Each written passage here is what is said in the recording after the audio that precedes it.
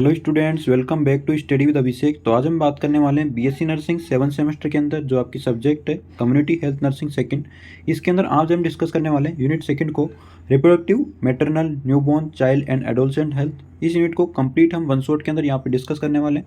साथ ही कुछ important questions की हम बात करेंगे यहाँ पे जो आपके प्रीवियस ईयर एग्जाम के अंदर आए हुए हैं। ठीक है, तो इसको अच्छे से आपको पढ़ना है, कंप्लीट वीडियो आपको देखनी है, तभी आपको ये टॉपिक समझ में आएगा, तभी आपको ये यूनिट जो है वो समझ में आएगी। और एक इंपॉर्टेंट यूनिट है ये, यहाँ से 15 मार्क्स का क्वेश्चन जो है वो भी एग्जाम के अंदर पूछा गया है, तो इस साल के लिए भी इंपॉर्टेंट है। ठीक है, तो अच्छे से आपको पढ़ना है। तो स्टार्ट करते हैं। सबसे पहले हम जानते हैं कि RMNCH+A का मतलब क्या होता है भाई। ठीक है, जो आपके यूनिट का नेम है reproductive maternal newborn child health and adolescent health, इसका मतलब क्या है ये तो हमें पता होगा, तभी हम जान पाएंगे कि इसके अंदर हो क्या रहा है। ठीक है, तो RMNCH+A क्या होता है भाई।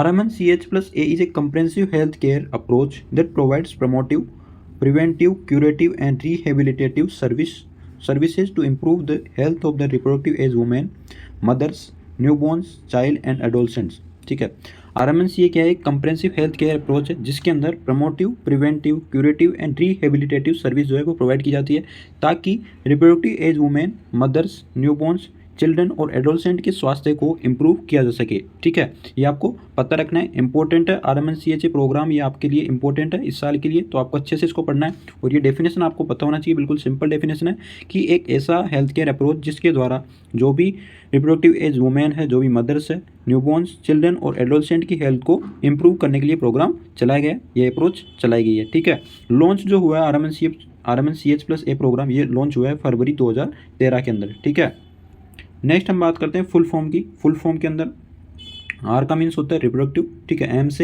एम का मतलब है मैटरनल, एन का मतलब है न्यूबॉर्न। ठीक है, इसके बाद सी से है चाइल्ड एंड ए से है एडोलसेंट। ठीक है, reproductive maternal newborn child and adolescent. ठीक है, और जो प्लस आपके दे रखा है यहाँ पे RMNCH+A। ठीक है, प्लस का मतलब क्या होता है? कंटिन्यूम ऑफ केयर, यानी कि care at every stage of life and through all levels of the health services. इसका मतलब है कि हर स्टेज के अंदर, हर चरण के अंदर हमको क्या देनी है?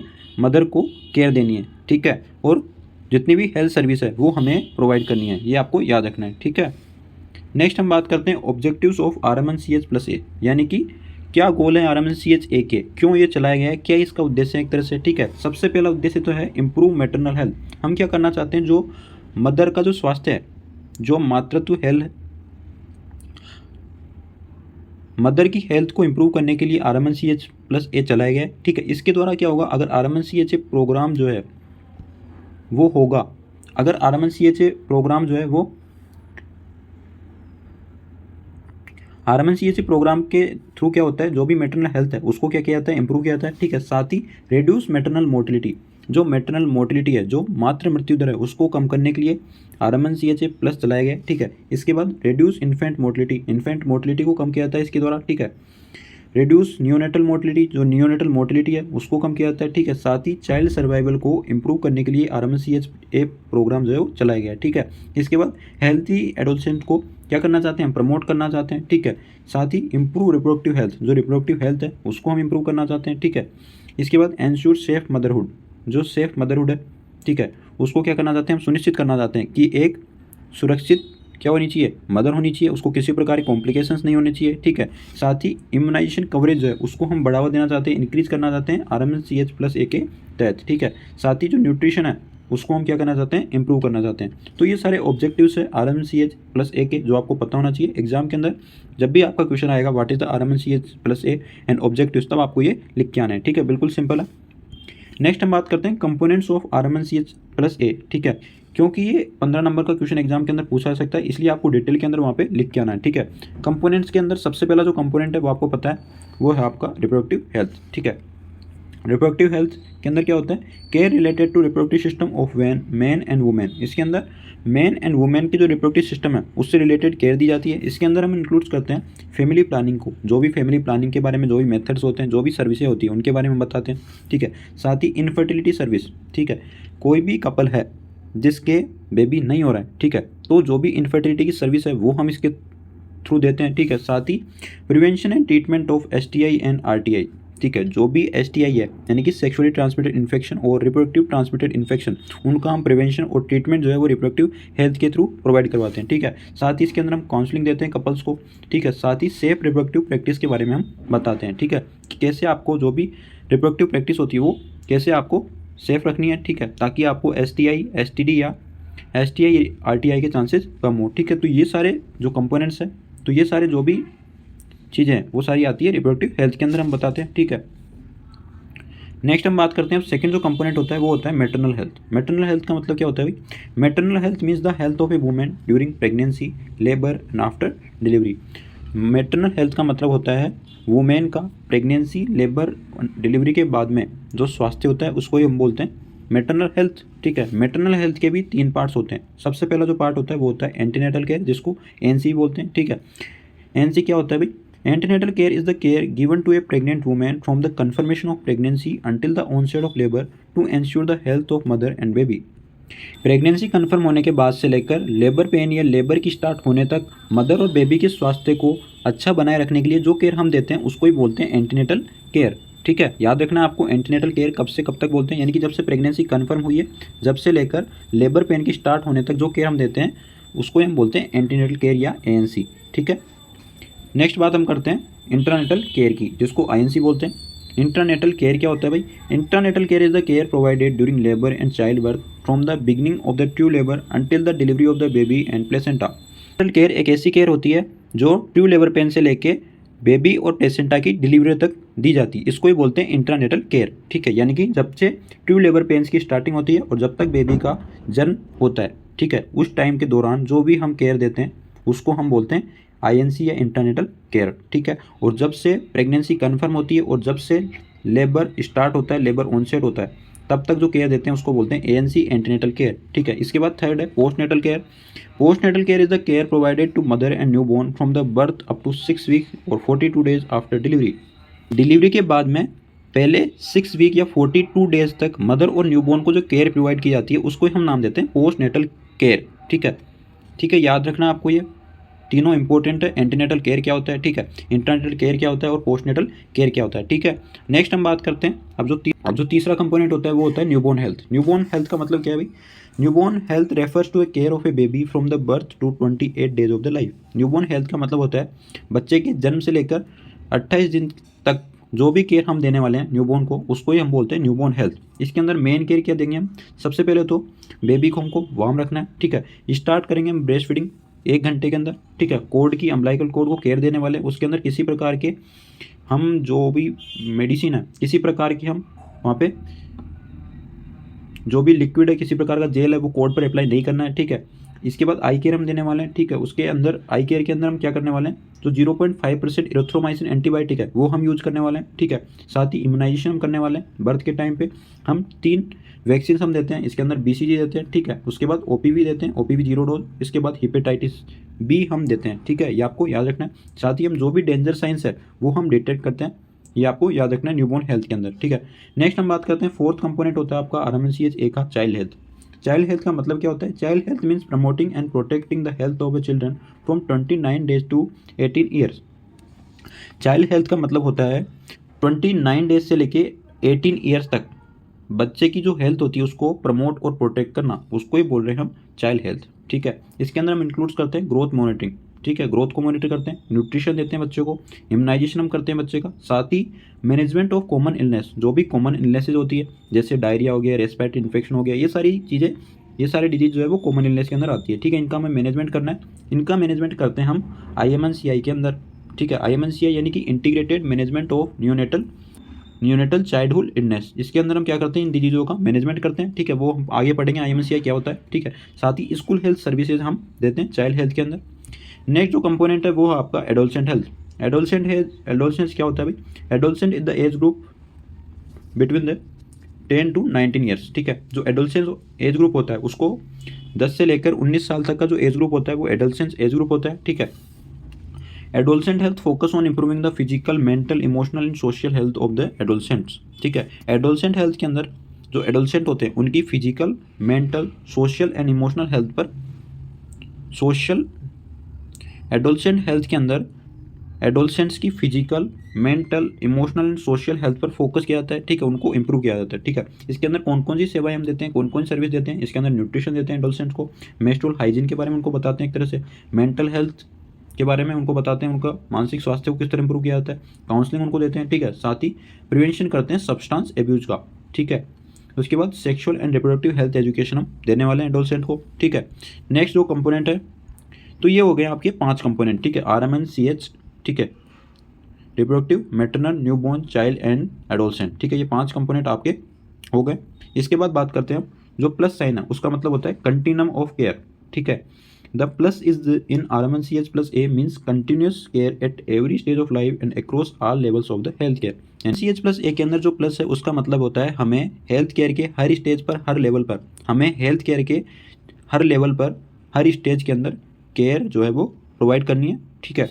लाइफ साइकिल की बात करें, जैसे एडोलसेंट जो होता है, एडोलसेंट के अंदर हम केयर देते हैं, उसके बाद रिप्रोडक्टिव एज के अंदर हम केयर देते हैं, ठीक है, प्रेगनेंसी के अंदर केयर देते हैं, ANC, ठीक है, उसके बाद लेबर के टाइम इंटरनेटल केयर देते हैं, उसके बाद पोस्टनेटल केयर देते हैं, ठीक है, उसके बाद जो न्यूबॉर्न होता है उसको केयर देते हैं, उसके बाद चाइल्ड को केयर देते हैं, उसके बाद दोबारा वो एडोलसेंट होता है उसको केयर देते हैं। इस तरह ये केयर का प्रोसेस जो है वो चलता रहता है, ठीक है। This ensure that health service are linked and interrupted, ठीक है। इसके अंदर बताया गया कि इससे सुनिश्चित होता है कि जो भी हेल्थ सेवाएं हैं वो क्या है, लिंक्ड है और अनइंटरप्टेड है, यानी कि उसके अंदर बिना किसी की, उसके अंदर किसी प्रकार का इंटरप्शन नहीं होता है, किसी प्रकार का ब्रोकन जो है, किसी प्रकार का ब्रेक उसके अंदर नहीं होता है, ये सर्विस जो है वो कंटिन्यूस चलती रहती है, ठीक है। अब नेक्स्ट हम बात करते हैं एंटीनेटल केयर क्या होता है भाई, ठीक है, वेरी इंपॉर्टेंट है एंटीनेटल क्वेश्चन का। जो एंटीनेटल केयर एक इंपॉर्टेंट टॉपिक होता है, ठीक है, ये आपके OBG के अंदर भी मैंने पढ़ाया हुआ है, ठीक है, आपने पढ़ा होगा वहाँ पे कंप्लीट, मैंने वहाँ पे पढ़ाया हुआ है एंटीनेटल केयर क्या होता है, ठीक है। तो ये दोनों भी सब्जेक्ट के अंदर इंपॉर्टेंट टॉपिक है, ठीक है। ऐसा नहीं है कि OBG के अंदर ये इंपॉर्टेंट है, ठीक है, यहाँ पे भी इसको दिया गया है तो यहाँ पे भी इसको पूछा सकता है एग्जाम के अंदर, इसलिए आपको पढ़ना है, ठीक है। दोनों सब्जेक्ट के अंदर आप एक सब्जेक्ट के अंदर इसको अच्छे से पढ़ सकते हो, ठीक है, और वही आपको लिख के आना है, ठीक है। डेफिनेशन की बात करेंगे सबसे पहले, antenatal care is the care given to a pregnant women from the confirmation of the pregnancy until the onset of labour to ensure the health of both the mother and the baby. Mother and baby के स्वास्थ्य को improve करने के लिए, उसको सुनिश्चित करने के लिए हम प्रेगनेंसी कन्फर्म होने से लेके जो लेबर स्टार्ट होने तक, लेबर के स्टार्ट होने तक जो हम केयर देने वाले हैं उसको ही बोलते हैं एंटीनेटल केयर, ठीक है। सिंपल डेफिनेशन की मैं बात करूं, एंटीनेटल केयर का मतलब होता है regular checkups and care during the pregnancy. इसके अंदर हम रेगुलर चेकअप्स और प्रेगनेंसी के दौरान क्या देने वाले हैं, केयर देने वाले हैं, ठीक है, ये आपको याद रखना है। अब बात करते हैं ऑब्जेक्टिव्स क्या है ANC के, क्यों हम एंटीनेटल केयर देते हैं। Ensure A healthy baby, healthy mother and healthy baby. हम क्या करना चाहते हैं, healthy mother and healthy baby को सुनिश्चित करना चाहते हैं, इसलिए हम एंटीनेटल केयर देते हैं। साथ ही डिटेक्ट करना चाहते हैं प्रेगनेंसी कॉम्प्लिकेशंस को अर्ली स्टेज में, ठीक है, रिड्यूस करना चाहते हैं मैटरनल और इन्फेंट मोर्टेलिटी को, प्रमोट करना चाहते हैं नॉर्मल फीटल ग्रोथ को, इसलिए हम ANC देते हैं। साथ ही हम एनीमिया और माल न्यूट्रिशन को प्रिवेंट करना चाहते हैं, ठीक है। उसके बाद प्रिपेयर करना चाहते हैं मदर को सेफ डिलीवरी के लिए, ठीक है। उसके बाद एजुकेट करना चाहते हैं, उसके बाद educate the mother about pregnancy, delivery, breast feeding and newborn care. ANC care के अंदर हम मदर को एजुकेट करते हैं प्रेगनेंसी के बारे में, डिलीवरी के बारे में, ब्रेस्ट फीडिंग के बारे में और न्यूबॉर्न केयर के बारे में, इसलिए ANC केयर जो है वो देना इंपॉर्टेंट होता है, इसलिए हम एंटीनेटल केयर जो है वो देते हैं, ये आपको याद रखना है। ऑब्जेक्टिव्स इंपॉर्टेंट है ANC के, ठीक है, कि क्यों हम ANC देते हैं, ठीक है। नेक्स्ट बात करते हैं इंपॉर्टेंस क्या है ANC की, क्या महत्वपूर्ण था। इसके अंदर क्या होता है, एंटीनेटल केयर के अंदर अर्ली रजिस्ट्रेशन होता है प्रेगनेंसी का, जो भी प्रेग्नेंट लेडी है उसका रजिस्ट्रेशन जो है वो ANC के अंदर होता है, ठीक है। इसके बाद अर्ली डिटेक्शन होता है हाई रिस्क प्रेगनेंसीज का।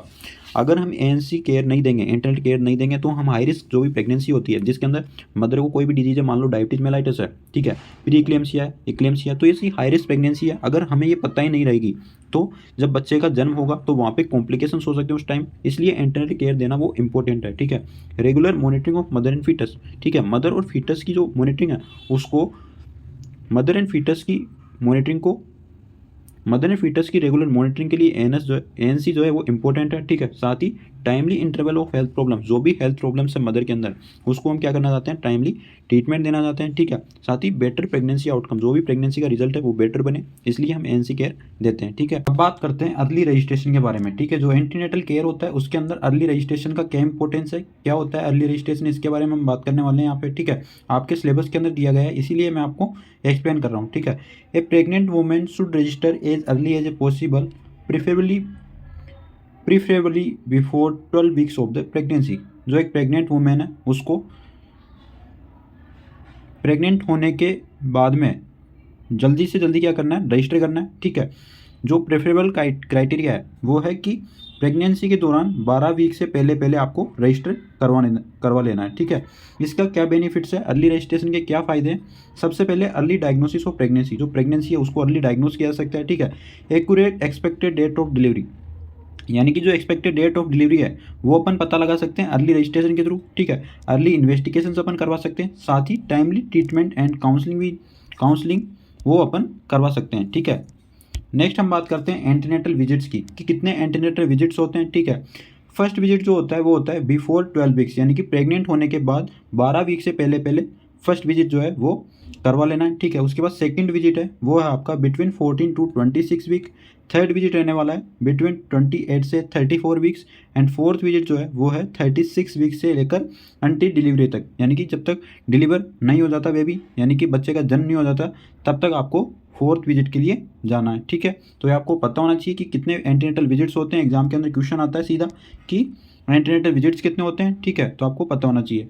नेक्स्ट हम बात करते हैं असेसमेंट ड्यूरिंग एंटीनेटल केयर। ठीक है, ये सारी जो भी इन्फॉर्मेशन है जो आपको बता रहा हूँ मैं, ये आपको मैंने ओबीजी के अंदर पढ़ाई हुई है, लेकिन आपके यहाँ पे सिलेबस में दिया गया है, इसलिए मैं वापस इनको रिपीट कर रहा हूँ। ठीक है, तो ये आपको याद रखना है, क्योंकि एग्जाम के अंदर पूछा जा सकता है कि एंटीनेटल केयर क्या होता है, एंटीनेटल केयर के दौरान असेसमेंट क्या करते हैं, एंटीनेटल केयर के अंदर विजिट्स कितने होते हैं, तो ये आपको पता होना चाहिए। ठीक है, तो असेसमेंट के अंदर सबसे पहले हम हिस्ट्री लेंगे। ठीक है, इसके अंदर हम इन्फॉर्मेशन कलेक्ट करते हैं, इसके अंदर नेम, एज, एड्रेस, ठीक है, ग्रेविडा, पेरिटी के बारे में हम पता लगाते हैं। ठीक है, कि महिला जो है वो कितनी बार प्रेग्नेंट है। ठीक है, लास्ट मेंस्ट्रुअल पीरियड कब आया था। ठीक है, ईडीटी हम कैलकुलेट करते हैं, इसके अंदर प्रीवियस प्रेगनेंसी के बारे में पूछते हैं। ठीक है, मेडिकल हिस्ट्री लेते हैं कि मदर को किसी प्रकार की डायबिटीज़, हाइपरटेंशन, हार्ट डिजीज या किसी प्रकार की डिजीज तो नहीं है। ठीक है, सर्जिकल हिस्ट्री लेते हैं हम, फैमिली हिस्ट्री लेते हैं, ड्रग एलर्जी के बारे में पूछते हैं, साथ ही जो इम्यूनाइजेशन हिस्ट्री है उसके बारे में हम हिस्ट्री के अंदर क्या करते हैं, इन्फॉर्मेशन कलेक्ट करते हैं। ठीक है, सेकंड है general physical examination. General physical examination के अंदर हम चेक करते हैं हाइट, वेट,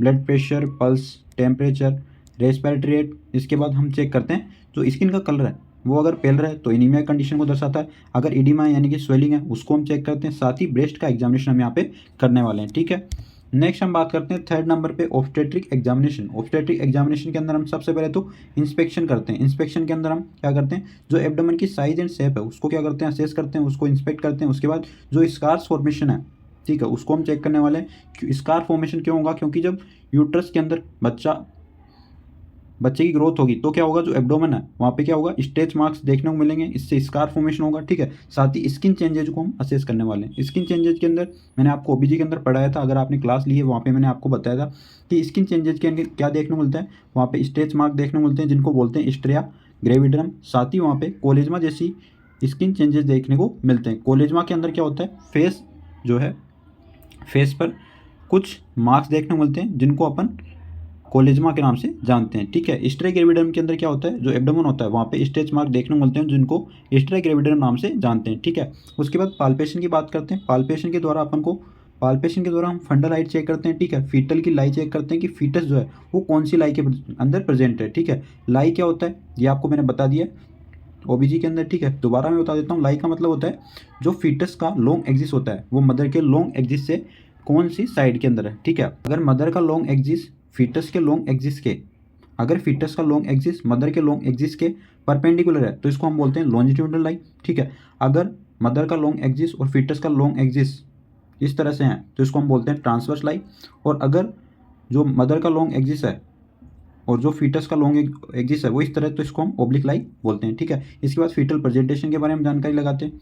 इसके बाद फीटल प्रेजेंटेशन के बारे में पता लगाते हैं। ठीक है, पाल्पेट करते हैं कि फीटस का जो प्रेजेंटेशन है वो किस तरह से। ठीक है, फीटस की पोजीशन हम जानते हैं, साथ ही जो फीटल के मोमेंट है उनको हम पाल्पेशन के द्वारा देखते हैं। ठीक है, ये सारी जो भी मैं आपको बता रहा हूँ यहाँ पे ओबीजी के अंदर मैंने कंप्लीट आपको पढ़ाया हुआ है। ठीक है, आपने वहाँ पे देखा होगा। ठीक है, इसके बाद ऑस्कल्टेशन के अंदर क्या करते हैं, फीटल हार्ट रेट जो होती है उनको हम सुनते हैं। नॉर्मल फीटल हार्ट रेट आपको पता होना चाहिए 110 टू 116 बीट पर मिनट जो है वो नॉर्मल फीटल हार्ट रेट होती है। कई बार एग्जाम के अंदर क्वेश्चन आया हुआ है कि नॉर्मल फीटल हार्ट रेट कितना होता है। ठीक है, कई बुक्स के अंदर इसको 120 से 160 बीट पर मिनट भी दिया गया है, तो वो सही है। ठीक है, इसके बाद लेबोरेटरी इन्वेस्टिगेशन क्या क्या करवाते हैं हम। लेबोरेटरी इन्वेस्टिगेशन के अंदर हम हीमोग्लोबिन टेस्ट करवाते हैं, हीमोग्लोबिन जो है वो चेक करते हैं, blood group and RH factor हम देखते हैं, ठीक है। इसके बाद ब्लड शुगर लेवल मेजर करते हैं, ठीक है। यूरिन टेस्ट करवाते हैं, इसके अंदर प्रोटीन एंड शुगर का लेवल चेक करते हैं। HIV टेस्ट करवाने वाले हैं हम, ठीक है। साथ ही हेपेटाइटिस B टेस्ट करवाते हैं। इसके बाद VDRL टेस्ट करवाते हैं सिफिलिस के लिए, और अदर टेस्ट जो भी इंडिकेटेड होते हैं वो सारे हम करवाने वाले हैं, ठीक है। इसके बाद बात करते हैं न्यूट्रिशन ड्यूरिंग प्रेगनेंसी। प्रेगनेंसी के दौरान एक प्रेग्नेंट महिला को कौन कौन सा न्यूट्रिशन लेना चाहिए, कितना न्यूट्रिशन लेना चाहिए, उसकी बात हम यहाँ पे कर रहे हैं, ठीक है। A pregnant women should it, जो एक प्रेग्नेंट वुमेन होती है उसको क्या क्या लेना चाहिए, ठीक है। बैलेंस डाइट उसको लेनी चाहिए, उसके अंदर green leafy vegetables, fruits, milk and milk products, egg, pulses, whole grains and plenty of clean water. ये एक प्रेग्नेंट वुमेन को ड्यूरिंग प्रेगनेंसी जो है वो लेना चाहिए। साथ ही क्या अवॉइड करना चाहिए, smoking, alcohol, tobacco and excess junk food जो है वो अवॉइड करना चाहिए प्रेग्नेंट वुमेन को। ये आपको पता होना चाहिए, ठीक है। क्योंकि कोई भी आपसे पूछ सकता है कि एक प्रेग्नेंट महिला है तो उसको क्या क्या डाइट हम दे सकते हैं, तो आपको ये जानकारी पता होगी तभी आप उसको एक्सप्लेन कर सकते हो, ठीक है। इसलिए आपको याद होना चाहिए कि क्या क्या न्यूट्रिशन हम देते हैं प्रेगनेंसी के टाइम पे, ठीक है। अब बात करते हैं आयरन फोलिक एसिड सप्लीमेंटेशन के बारे में, ठीक है। Iron and folic acid supplementation जो है वो प्रेग्नेंट महिला को देते हैं, ठीक है। क्यों देते हैं, इसका पर्पज़ क्या है, हम क्या करना चाहते हैं, जो प्रेग्नेंट मदर है उसके अंदर जो एनीमिया है उसको प्रिवेंट करना चाह रहे हैं। एनीमिया अगर है तो उसको ट्रीट करना चाह रहे हैं, और अगर एनीमिया नहीं है तो उसको हम प्रिवेंट करना चाहते हैं, ठीक है। एनीमिया को प्रिवेंट और ट्रीट करने के लिए हम क्या करते हैं, आयरन एंड फोलिक एसिड जो है वो प्रेगनेंसी के दौरान प्रेग्नेंट मदर को देते हैं, ठीक है। कॉमन नेशनल रिकमेंडेशन की बात करें तो कितना आयरन एंड फोलिक एसिड देते हैं हम, ठीक है। 60 milligram elemental iron plus 500 microgram folic acid की टेबलेट जो है वो हम देते हैं, ठीक है। Daily after the first trimester, यानी कि पहले ट्राइमेस्टर के बाद हम इसको स्टार्ट करते हैं, ठीक है। As advise in the national programme, जैसा कि नेशनल प्रोग्राम्स के अंदर एडवाइज है, ठीक है। इसका आपको याद रखना है 4th मंथ से हम स्टार्ट करते हैं, ठीक है। पहले 3 मंथ के अंदर यानी कि फर्स्ट ट्राइमेस्टर तो नहीं देते हैं, 4th मंथ से 2nd ट्राइमेस्टर से इसको हम देते हैं, ठीक है। 60 mg एलिमेंटल आयरन और 500 माइक्रोग्राम और 500 माइक्रोग्राम फोलिक एसिड टेबलेट, ठीक है। इसके बाद बात करते हैं कैल्शियम सप्लीमेंटेशन की। कैल्शियम सप्लीमेंटेशन क्यों देते हैं अपन, ठीक है, यानी कैल्शियम की जो भी टेबलेट्स है वो क्यों देते हैं, इसका पर्पज़ है प्रिवेंट कैल्शियम डेफिशिएंसी, जो कैल्शियम की डेफिशिएंसी है उसको हम रोकना चाहते हैं। साथ ही हेल्प फीटल बोन डेवलपमेंट, जो फीटस की बोन डेवलपमेंट है उसमें हेल्प मिले, इसलिए हम कैल्शियम सप्लीमेंटेशन जो है वो मदर को देते हैं, ठीक है। कॉमन रिकमेंडेशन की बात करें तो हम इसके अंदर 500 मिलीग्राम कैल्शियम ट्वाइस डेली, यानी कि दिन में 2 बार देते हैं, ठीक है। टोटल 1 ग्राम आयरन पर डे हम देते हैं, ठीक है। आफ्टर द फर्स्ट ट्राइमेस्टर, ये भी हम फर्स्ट ट्राइमेस्टर के बाद स्टार्ट करते हैं, ठीक है। Taken separately from iron tablets, यानी कि आयरन टेबलेट से इनको सेपरेट लेना है, आयरन के साथ आयरन की जो टेबलेट है वो भी हम फर्स्ट ट्राइमेस्टर के बाद स्टार्ट करते हैं, और ये जो कैल्शियम की सप्लीमेंटेशन है, कैल्शियम की जो टेबलेट है वो भी हम फर्स्ट ट्राइमेस्टर के बाद ही स्टार्ट करते हैं, लेकिन इन दोनों को साथ में नहीं लेना है, ठीक है। तो ये चीज़ आपको याद रखनी है कि दोनों को कभी भी साथ में नहीं देना है, ठीक है, इनके अंदर गैप रखना है, ठीक है। अब बात करते हैं TD vaccine schedule. Government of India के अंदर, गवर्नमेंट ऑफ इंडिया के अकॉर्डिंग जो टिटनेस वैक्सीन है उसका क्या शेड्यूल है, ठीक है, कब देते हैं अपन ये। If the women has not received TD in the last 3 years, ठीक है। अगर एक वुमेन है जिसने लास्ट 3 साल के अंदर TD वैक्सीन नहीं लिया है, ठीक है, तो उसको सबसे पहले हम देते हैं TD फर्स्ट, ठीक है। As early as possible during pregnancy, preferably after the first trimester, यानी कि TD फर्स्ट का जो डोज होता है वो जब भी महिला प्रेग्नेंट होती है उसके जल्दी से जल्दी प्रेगनेंसी के बाद हमें देना है, ठीक है। प्रेफर करते हैं फर्स्ट ट्राइमेस्टर के बाद हमें देना है, ठीक है। उसके बाद TD सेकंड का डोज जो है वो 4 weeks after the TD first, यानी कि जैसे TD फर्स्ट लगाया उसके 4 सप्ताह बाद हमें TD सेकंड जो है वो महिला को, प्रेग्नेंट महिला को देना है, ठीक है। If the women receive 2 dose in the previous pregnancy with in the last 3 years, ठीक है। अगर एक महिला है प्रेग्नेंट महिला, अगर एक महिला है जिसने प्रीवियस प्रेगनेंसी के दौरान 2 डोज ले रखे हैं और लास्ट 3 साल के अंदर, ठीक है, तो only 1 TD booster dose is required during the current pregnancy, यानी कि जो करंट प्रेगनेंसी है उसके अंदर हम ओनली 1 TD बूस्टर देते हैं, ना कि TD फर्स्ट और TD सेकंड, ठीक है। लेकिन जो न्यू प्रेगनेंसी है, जो करंट प्रेगनेंसी है वो 3 साल के अंदर अंदर ही होनी चाहिए, ठीक है। इंपॉर्टेंट पॉइंट्स की बात कर लेते हैं। जो TD वैक्सीन देते हैं उसका रूट आपको पता होना चाहिए, IM रूट देते हैं, ठीक है। साइट आपको पता होना चाहिए, डेल्टोइड मसल अपर आर्म के अंदर, और डोज आपको पता होना चाहिए 0.5 ml डोज देने वाले हैं, ठीक है।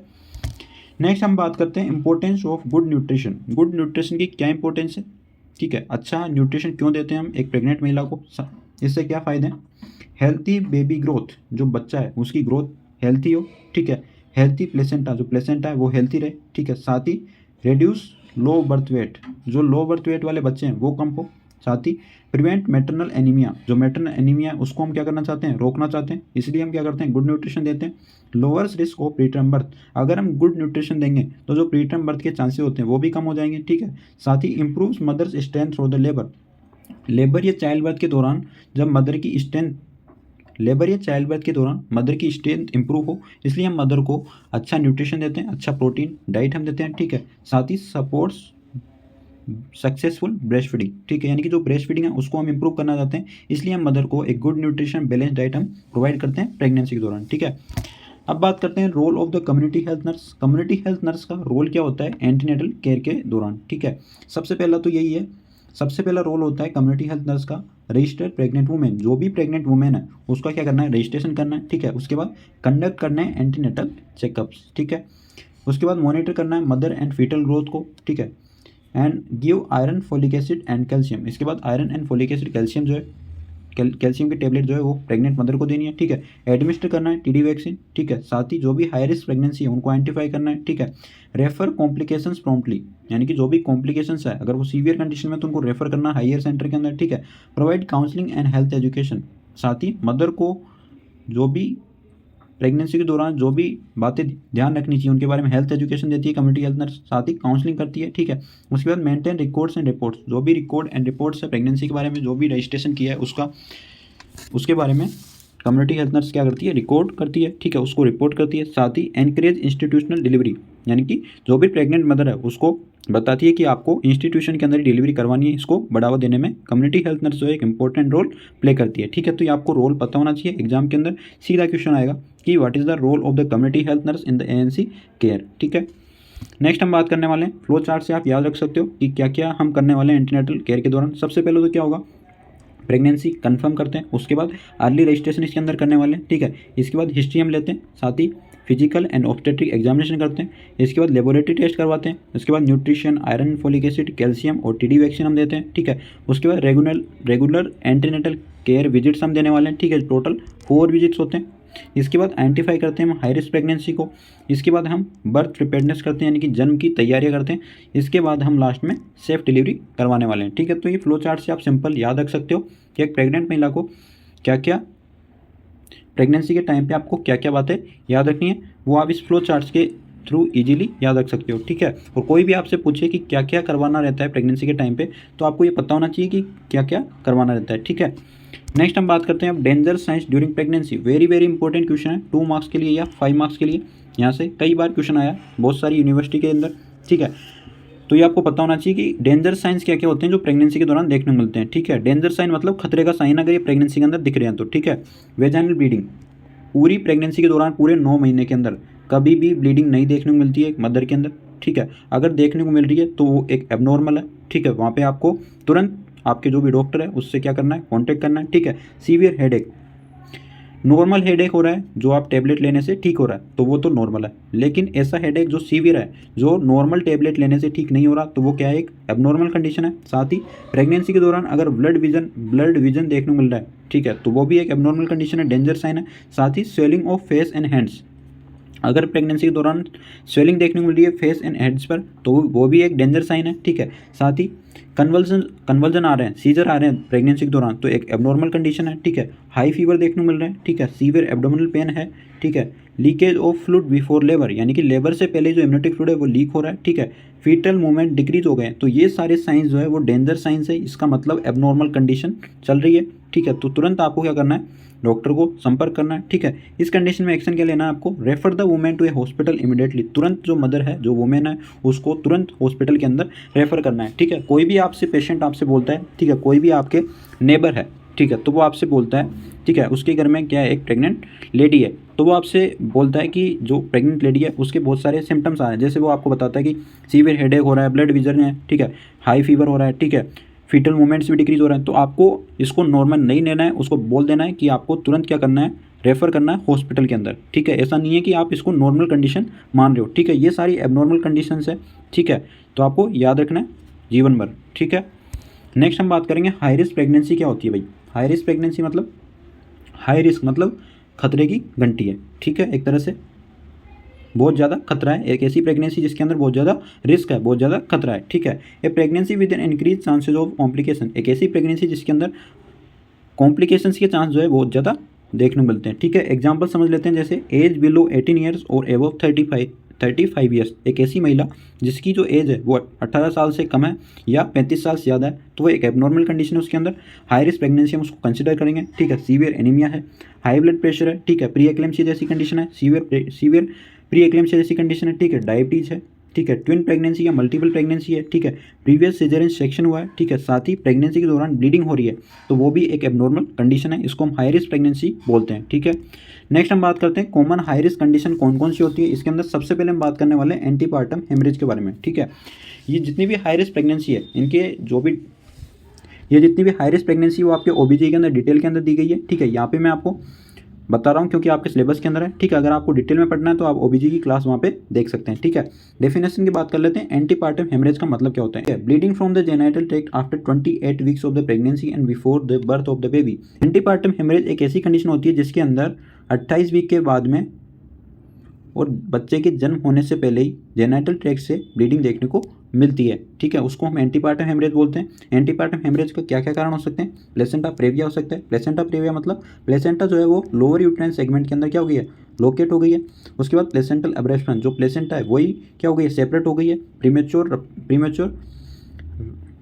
जो प्लेसेंटा है वो क्या हो गई है, सेपरेट हो गई है, ठीक है। उसके बाद सिम्टम्स क्या क्या देखने को मिलेंगे इसके अंदर। सिम्टम्स में वेजाइनल ब्लीडिंग होगी, वीकनेस होगा, साथ ही एब्डोमिनल पेन होगा, specially in the placental abruption. Placental abruption यानी कि प्लेसेंटल अब्रप्शन को अब्रप्शियो प्लेसेंटा ही बोलते हैं, ठीक है। अब्रप्शियो प्लेसेंटा का मतलब क्या होता है, premature separation of the placenta, यानी कि प्लेसेंटा जो है वो समय से पहले क्या हो गई है, सेपरेट हो गई है, ठीक है। अब बात करते हैं मैनेजमेंट क्या करेंगे इसके अंदर। सबसे पहले तो हमको ये करना है, do not perform unnecessary vaginal examination, यानी कि अननेसेसरी वेजाइनल एग्जामिनेशन हमको परफॉर्म नहीं करना है, ठीक है। वाइटल साइंस को मॉनिटर करना है, साथ ही अरेंज करना है आईविल फूड्स को अगर आवश्यकता है तो। इसके बाद हायर सेंटर के अंदर हमको इमीडिएटली रेफर कर देना है, ठीक है, तो आपको याद रखना है। नेक्स्ट बात करते हैं प्री एक्लेम्पसिया क्या होता है भाई। डेफिनेशन की बात कर लेते हैं। Pre eclampsia is hypertension BP more than 140/120। Pre eclampsia is hypertension, इसके अंदर बीपी देखने को मिलती है more than 140/19 mmHg after 20 weeks of the pregnancy with protein and urine और signs of organ involvement. Pre eclampsia क्या होता है, एक ऐसी हाइपरटेंशन कंडीशन होती है जो 20 वीक के बाद देखने को मिलती है। इसके अंदर जो है यूरिन के अंदर प्रोटीन देखने को मिलता है, साथ ही ऑर्गन का इन्वॉल्वमेंट के साइन भी देखने को मिलते हैं, ठीक है। जो प्री एक्लेम्पसिया के अंदर हाइपरटेंशन होता है उसके अंदर बीपी जो है 140/90 से ज़्यादा देखने को मिलता है, तो इसको हम बोलते हैं प्री एक्लेम्पसिया, ठीक है। सिम्टम्स क्या देखने को मिलेंगे इसके अंदर, हाई बीपी देखने को मिलेगा, 140/90 से ज़्यादा देखने को मिलेगा, ठीक है, 90 से ज़्यादा देखने को मिलेगा, स्वेलिंग होगी, साथ ही सीवियर हेडेक होगा, ब्लड विजन होगा और प्रोटीन इन यूरिन, यानी कि यूरिन के अंदर प्रोटीन भी देखने को मिलेगा, ठीक है। मैनेजमेंट क्या करेंगे इसके अंदर, मॉनिटर करना है बीपी को, ठीक है, यूरिन प्रोटीन को चेक करना है, ठीक है, हमें रेस्ट के लिए एडवाइज करना है, साथ ही जो भी मेडिसिन है वो हमें देनी है, और अगर सीवियर कंडीशन है तो हमको रेफर करना है, ठीक है। नेक्स्ट हम बात करते हैं इक्लेम्पसिया क्या होता है भाई। Eclampsia is occurrence of the seizures और convulsion in a women with pre eclampsia. अगर एक महिला के अंदर प्री एक्लेम्पसिया के साथ साथ सीजर जैसी कंडीशन देखने को मिल रही है तो उसको हम इक्लेम्पसिया बोलते हैं। इसके अंदर सिम्टम्स में मेन सिम्टम तो कन्वर्जन या सीजर रहने वाला है, ठीक है, साथ ही लॉस ऑफ कॉन्शियसनेस देख सकती है, लॉस ऑफ कॉन्शियसनेस देखने को मिलती है, सीवियर हेडेक होगा और हाई बीपी जैसी कंडीशन इसके अंदर देखने को मिलती है, ठीक है। इसके अंदर मैनेजमेंट क्या करेंगे, सबसे पहले तो हमें मेंटेन करना है एयरवे को, ठीक है, और अगर सीजर जैसी कंडीशन देखने मिल रही है तो आपको प्रायोरिटी एक्शन के अंदर क्या करना है, इंजरी से आपको प्रिवेंट करना है एयरवे से पहले, ठीक है, याद रखना है। Place women in left lateral position के अंदर मदर को लेटा देना है, ठीक है, ऑक्सीजन देनी है इसके बाद, ठीक है, साथ ही magnesium sulphates drug of choice होता है इक्लेम्पसिया का, तो आपको याद रखना है drug of choice of the eclampsia MgSO4, ठीक है, ये हम देते हैं। इसका काम क्या होता है, सीजर को ट्रीट करने का, ठीक है। इसके बाद रेफर करते हैं हम अर्जेंटली हायर सेंटर के अंदर। नेक्स्ट हम बात करते हैं एनीमिया इन प्रेगनेंसी।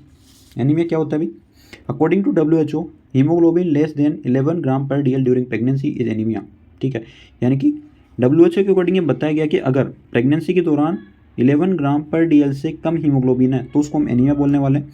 इसके कारण क्या क्या हो सकते हैं, आयरन डेफिशिएंसी की वजह से हो सकता है एनीमिया, फोलिक एसिड डेफिशिएंसी की वजह से हो सकता है, साथ ही पुअर न्यूट्रिशन की वजह से देखने को मिल सकता है, ठीक है। सिम्टम्स क्या देखने को मिलेंगे इसके अंदर, पेलर स्किन देखने को मिलेगी, वीकनेस होगा, ठीक है, फैटिक थकान देखने को मिलेगी, साथ ही सांस लेने के अंदर दिक्कत आने लगेगी, ठीक है।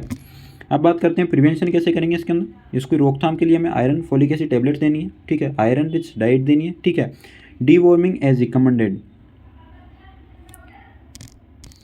डीवॉर्मिंग के अंदर क्या करते हैं, जो भी एंटी पैरासाइटिक मेडिसिन होती है जैसे एल्बेंडाजोल, वो सारी हम इसके अंदर देते हैं, ठीक है। साथ ही रेगुलर एंटीनेटल केयर जो है वो हम प्रोवाइड कराने वाले हैं, ठीक है। इसके बाद बात करते हैं गेस्टेशनल डायबिटीज मेलाइटिस क्या होता है भाई। गेस्टेशनल डायबिटीज मेलाइटिस की सबसे पहले डेफिनेशन की बात करेंगे। Diabetes first diagnose during pregnancy is called the gestational diabetes mellitus, ठीक है। ऐसी डायबिटीज जो प्रेगनेंसी के दौरान सबसे पहले डायग्नोज होती है उसको ही हम बोलते हैं गेस्टेशनल डायबिटीज मेलाइटिस, ठीक है। गेस्टेशन मतलब जो गर्भावस्था के दौरान सबसे पहले डायग्नोज होती है, ठीक है। रिस्क फैक्टर्स क्या है, ओबेसिटी अगर किसी महिला में है तो उसके अंदर गेस्टेशनल डायबिटीज मेलाइटिस हो सकती है, ठीक है। फैमिली हिस्ट्री है डायबिटीज की, ठीक है। प्रीवियस प्रेगनेंसी के अंदर लार्ज बेबी जो है वो डिलीवर हुआ था, ठीक है। एज जो है अगर किसी महिला की 35 ईयर से ज़्यादा है तो उसके अंदर भी डायबिटीज मेलाइटिस जैसी एक कंडीशन देखने को मिल सकती है, उसको हम गेस्टेशनल डायबिटीज मेलाइटिस बोलते हैं।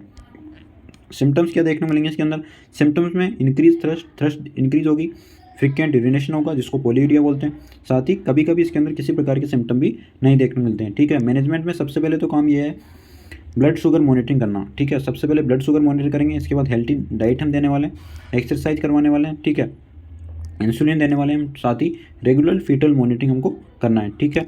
नेक्स्ट बात करते हैं हाइपोथायराइडिज्म क्या होता है भाई। Hypothyroidism is condition in which the thyroid gland does not produce enough thyroid hormone during pregnancy. एक ऐसी कंडीशन जिसके अंदर थायराइड ग्लैंड जो है वो प्रॉपर थायराइड हार्मोन को प्रोड्यूस नहीं करती है, उसको हम बोलते हैं हाइपोथायराइडिज्म, ठीक है। इसके अंदर सिम्टम्स क्या होंगे, सिम्टम के अंदर फैटिक देखने को मिलेगा, ठीक है, वेट गेन होगा, कॉन्स्टिपेशन होगा और कोल्ड जैसा फीलिंग देखने को मिलती है, ठीक है। क्योंकि आपको पता है जो थायराइड हार्मोन है वो बेसल मेटाबॉलिक रेट या मेटाबॉलिज्म के लिए रेस्पॉन्सिबल हार्मोन होता है, ठीक है। नेक्स्ट हम बात करते हैं मैनेजमेंट के अंदर क्या करेंगे, हम थायराइड हार्मोन की टेबलेट देंगे, इसके अंदर लिवोथायरोक्सिन नाम की टेबलेट हम देने वाले हैं, ठीक है। इसके बाद रेगुलर थायराइड फंक्शन हमको टेस्ट करवाना है, इसके अंदर TSH T3 T4 हम टेस्ट करवाते हैं, साथ ही एंटीनेटल केयर फॉलोअप के लिए हमें बुलाना है, ठीक है। नेक्स्ट हम बात करते हैं सिफिलिस क्या होता है भाई।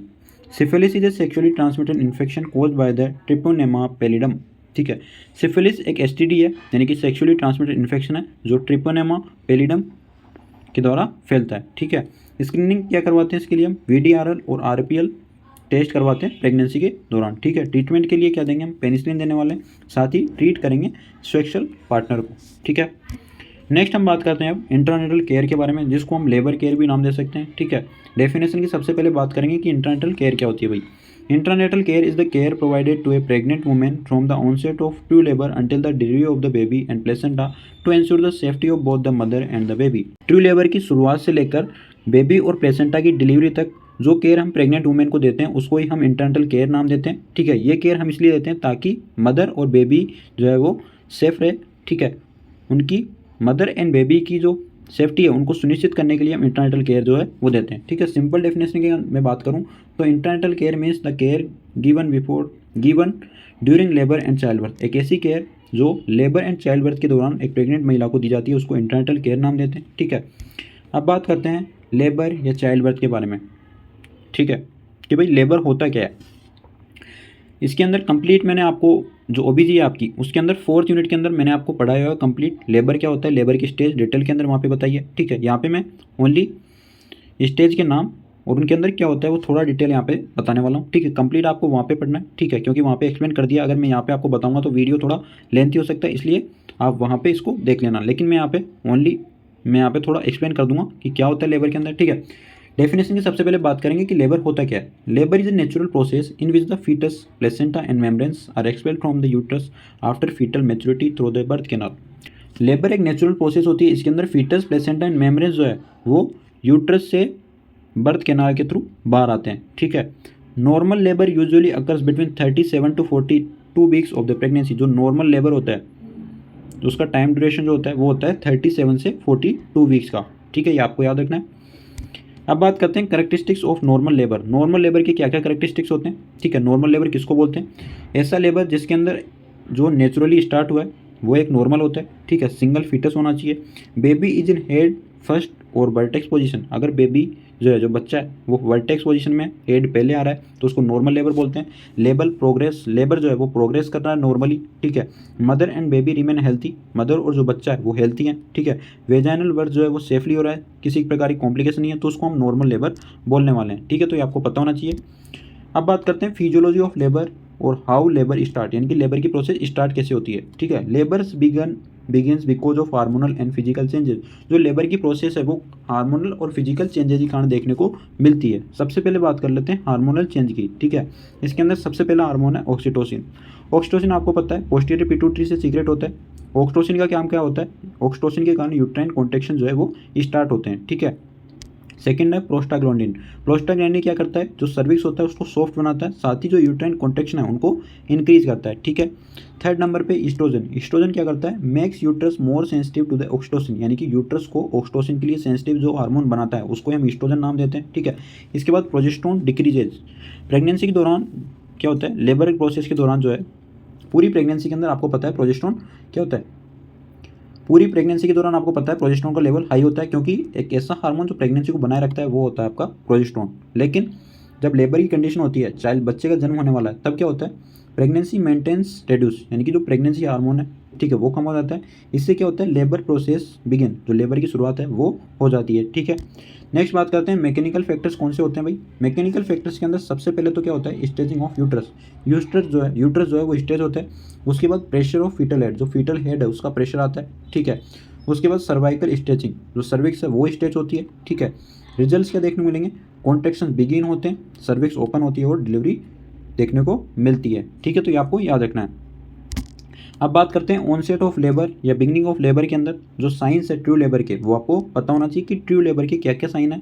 ठीक है, सबसे पहले तो रेगुलर यूट्राइन कॉन्ट्रैक्शन देखने मिलेंगे अगर ट्रू लेबर है तो। ठीक है, और जो यूट्राइन कॉन्ट्रैक्शन है वो स्ट्रॉन्गर एंड फ्रीक्वेंट देखने को मिलेंगे। ठीक है, इसके बाद सो देखने को मिलेगा। सो क्या होता है भाई, ब्लड मिक्स्ड म्यूकस डिस्चार्ज। अगर ब्लड मिक्स्ड म्यूकस डिस्चार्ज देखने को मिल रहा है तो इसको हम ट्रू लेबर नाम देने वाले हैं। थर्ड नंबर पे सर्वाइकल डायलिटेशन देखने को मिलते हैं, यानी कि सर्विक्स जो है वो ओपन होना स्टार्ट हो जाता है। ठीक है, फोर्थ नंबर पे सर्वाइकल इफेसमेंट होता है, यानी कि सर्विक्स जो है वो थिन हो जाती है। ठीक है, यानी कि सर्विक्स की लेंथ जो है वो अगर बढ़ेगी तो क्या होगा, जो सर्विक्स की इफेसमेंट है, यानी कि जो एक तरह से लंबाई है वो भी क्या होगी, कम होगी। शुरुआत के अंदर क्या होता है, सर्विक्स की जो चौड़ाई है एक तरह से वो क्या होती है, कम होती है, यानी कि लेंथ ज़्यादा होगी। लेकिन बाद में क्या होगा, सर्वाइकल इफेसमेंट होगा तो इसकी जो चौड़ाई है वो क्या होगी, बढ़ेगी, तो इसकी लेंथ क्या होगी, कम होगी। ठीक है, इसके बाद साथ ही रप्चर ऑफ मेम्ब्रेन्स, यानी कि जो वाटर बैग होता है वो क्या हो जाता है, ब्रेक हो जाता है।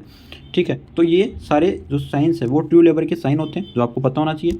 नेक्स्ट हम बात करते हैं फॉल्स लेबर या ब्रेक्सटन हिक्स। क्या होता है भाई, अगर इरेगुलर कॉन्ट्रैक्शन है, किसी प्रकार के सर्वाइकल के अंदर चेंज नहीं हो रहा, किसी प्रकार का चेंजेस नहीं है सर्विक्स के अंदर। ठीक है, पेन डिक्रीज विद रेस्ट, साथ ही जो महिला को पेन हो रहा है वो रेस्ट के साथ डिक्रीज हो गया, तो इनको हम फॉल्स लेबर या ब्रेक्सटन हिक्स के नाम से जानते हैं। ठीक है, ये 8 वीक्स के दौरान देखने को मिलता है, ये भी याद रखना है, ये क्वेश्चन आया हुआ है एग्जाम के अंदर। नेक्स्ट हम बात करते हैं स्टेजेस ऑफ लेबर। लेबर की स्टेज कौन कौन सी होती है, लेबर की टोटल 4 स्टेज होती है, आपको याद रखना है। फर्स्ट स्टेज जो होती है उसके अंदर क्या होता है, फर्स्ट स्टेज की शुरुआत होती है beginning of the true labour से।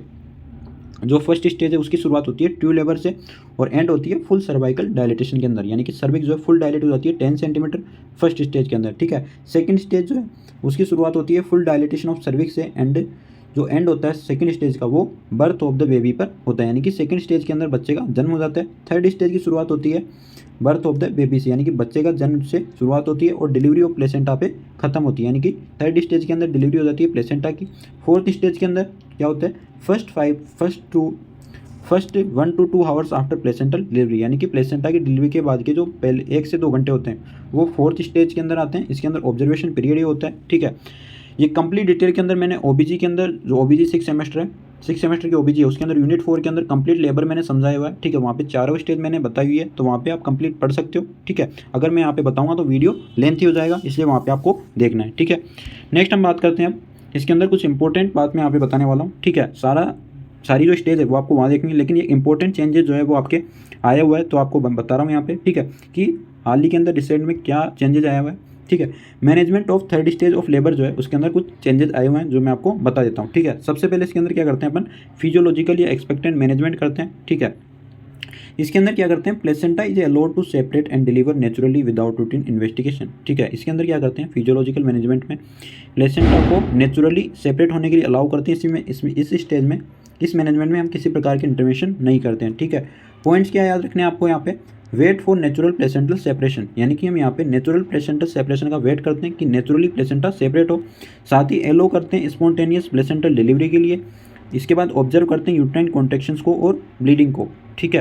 अब बात करते हैं हम active management of third stage of labour के बारे में, जिसको AMTSL के नाम से भी जानते हैं। ठीक है, कई बार डायरेक्ट क्वेश्चन आया हुआ है कि active management of third stage of labour के अंदर कौन कौन सी स्टेप्स होती है, तो आपको पता होना चाहिए। ठीक है, और इसके अंदर चेंजेज आया जो आपको मैं बता देता हूँ। ठीक है, पहले इसके अंदर 4 कंपोनेंट्स होते थे। ठीक है, लेकिन अब इसके अंदर 3 कंपोनेंट्स है जो आपको याद रखना है। ठीक है, active management of third stage of labour का मतलब क्या होता है, इसके अंदर क्या होता है, active intervention are use to prevent postmortem haemorrhage. ठीक है, इसके अंदर क्या किया जाता है, एक्टिव इंटरवेंशन किया जाता है ताकि पोस्टमार्टम हेमरेज को रोका जा सके। ठीक है, इसके अंदर 3 कंपोनेंट्स है जो नए चेंजेज आए हैं उसके अकॉर्डिंग, तो आपको याद रखना है। इसके अंदर सबसे पहले क्या देते हैं, ऑक्सीटोसिन देते हैं 10 इंटरनेशनल यूनिट IM और IV इन्फ्यूजन के थ्रू।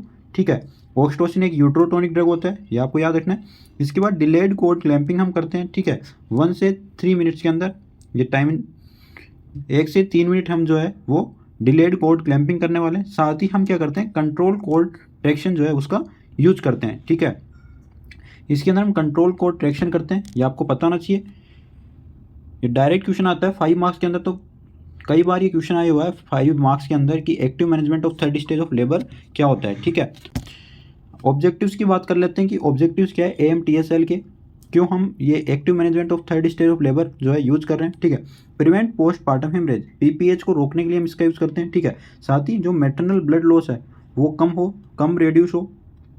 जो मैटरनल ब्लड लॉस है उसको कम करने के लिए हम क्या कर रहे हैं, active management of third stage of labour का यूज़ कर रहे हैं। साथ ही help the uterus contract properly, uterus जो है प्रॉपर कॉन्ट्रैक्ट हो, जिसके लिए हम क्या करते हैं, active management of third stage of labour का यूज़ करते हैं। ठीक है, active management of third stage of labour का यूज़ करते हैं। साथ ही डिलीवर द प्लेसेंटा सेफली, जो प्लेसेंटा है वो सेफली डिलीवर हो। ठीक है, इसके बाद reduce maternal morbidity and mortality, जो मैटरनल मोर्बिडिटी और मोर्टिलिटी है उसको कम करने के लिए हम AMTSL को फॉलो करते हैं। ठीक है, अब बात करते हैं components of active management of third stage of labour के बारे में। ठीक है, ये आपको डिटेल के अंदर लिख के आना है। 5 मार्क्स का जब क्वेश्चन आएगा तो आपको ये डिटेल के अंदर लिख के आना है। ठीक है, सबसे पहला जो कंपोनेंट है वो है एडमिनिस्ट्रेशन ऑफ यूट्रोटोनिक। ठीक है, मोस्ट इंपॉर्टेंट स्टेप होता है। इसका प्रोसीजर क्या होता है, immediately after the birth of the baby confirm that there is no second baby, जैसे ही बच्चे का जन्म हुआ है उसके बाद हमें ये कंफर्म करना है कि अब कोई बच्चा है या नहीं है। ठीक है, यानी कि हमें देखना है कि मल्टीपल प्रेगनेंसी जैसी कंडीशन तो नहीं है। अगर नहीं है बच्चा तो हमें क्या करना है, तुरंत ऑक्सीटोसिन जो है 10 इंटरनेशनल यूनिट IM और IV इन्फ्यूजन के थ्रू तुरंत हमें मदर को दे देना है। ठीक है, वाई इज ऑक्सीटोसिन गिवन, यानी कि ऑक्सीटोसिन हम क्यों दे रहे हैं। ठीक है, ऑक्सीटोसिन क्या करेगा, स्टिमुलेट करेगा यूट्राइन कॉन्ट्रैक्शन को, यानी कि जो यूट्रस के अंदर जो भी कॉन्ट्रैक्शंस है उसको स्टिमुलेट करेगा, उसको बढ़ाएगा। ठीक है, इससे क्या होगा, हेल्प द प्लेसेंटा सेपरेट, इससे प्लेसेंटा को सेपरेट होने में क्या मिलेगी, मदद मिलेगी। ठीक है, कंप्रेस यूट्राइन ब्लड वेसल्स, जो यूट्रस की ब्लड वेसल्स है वो क्या होगी, कंप्रेस होगी, जिससे क्या होगा, प्रिवेंट एक्सेसिव ब्लीडिंग और PPH, इससे क्या होगा, जो एक्सेसिव ब्लीडिंग है वो क्या होगा, प्रिवेंट होगा। साथ ही अपन PPH जो पोस्टमार्टम हेमरेज है उसको हम रोक सकते हैं। इसीलिए हम क्या करते हैं, active management of third stage of labour follow करते हैं, ना कि हम फिजियोलॉजिकल या एक्सपेक्टेंट मैनेजमेंट फॉलो करते हैं। ठीक है, सेकंड है delayed code clamping. Delayed code clamping क्या होता है भाई, delayed code clamping means waiting 1 to 3 minutes after birth before clamping and cutting the umbilical cord. ठीक है, डिलेड कोड क्लैंपिंग का मतलब होता है जैसे बच्चे का जन्म हुआ है उसके बाद हमें 1 से 3 मिनट के तक वेट करना है, उसके बाद ही अम्बिलिकल कोड को क्लैम्प करना है और कट करना है। ठीक है, इससे क्या होगा, provided the newborn does not required immediate resuscitation, इससे क्या होगा, जो बच्चा है उसको ज़्यादा ब्लड मिल पाएगा, साथ ही जो बच्चा है उसको रिसस्टिकेशन की आवश्यकता भी नहीं होगी।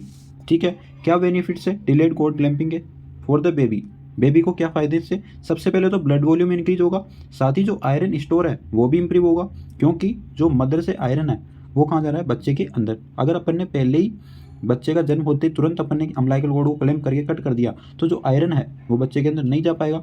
ठीक है, तो उसकी वजह से बच्चे के अंदर एनीमिया देखने मिल सकता है। ठीक है, रेड्यूस एनीमिया ड्यूरिंग इन्फेंसी, इससे क्या होगा, एनीमिया जो है वो देखने को मिल सकता है, इसलिए हम एनीमिया को प्रिवेंट करना चाहते हैं, इसीलिए हम डिलेड कोड क्लैंपिंग करते हैं। ठीक है, मदर को क्या फ़ायदे, does not increase the risk of PPH। ठीक है, जो पोस्टमार्टम हेमरेज है उसका रिस्क भी नहीं होगा।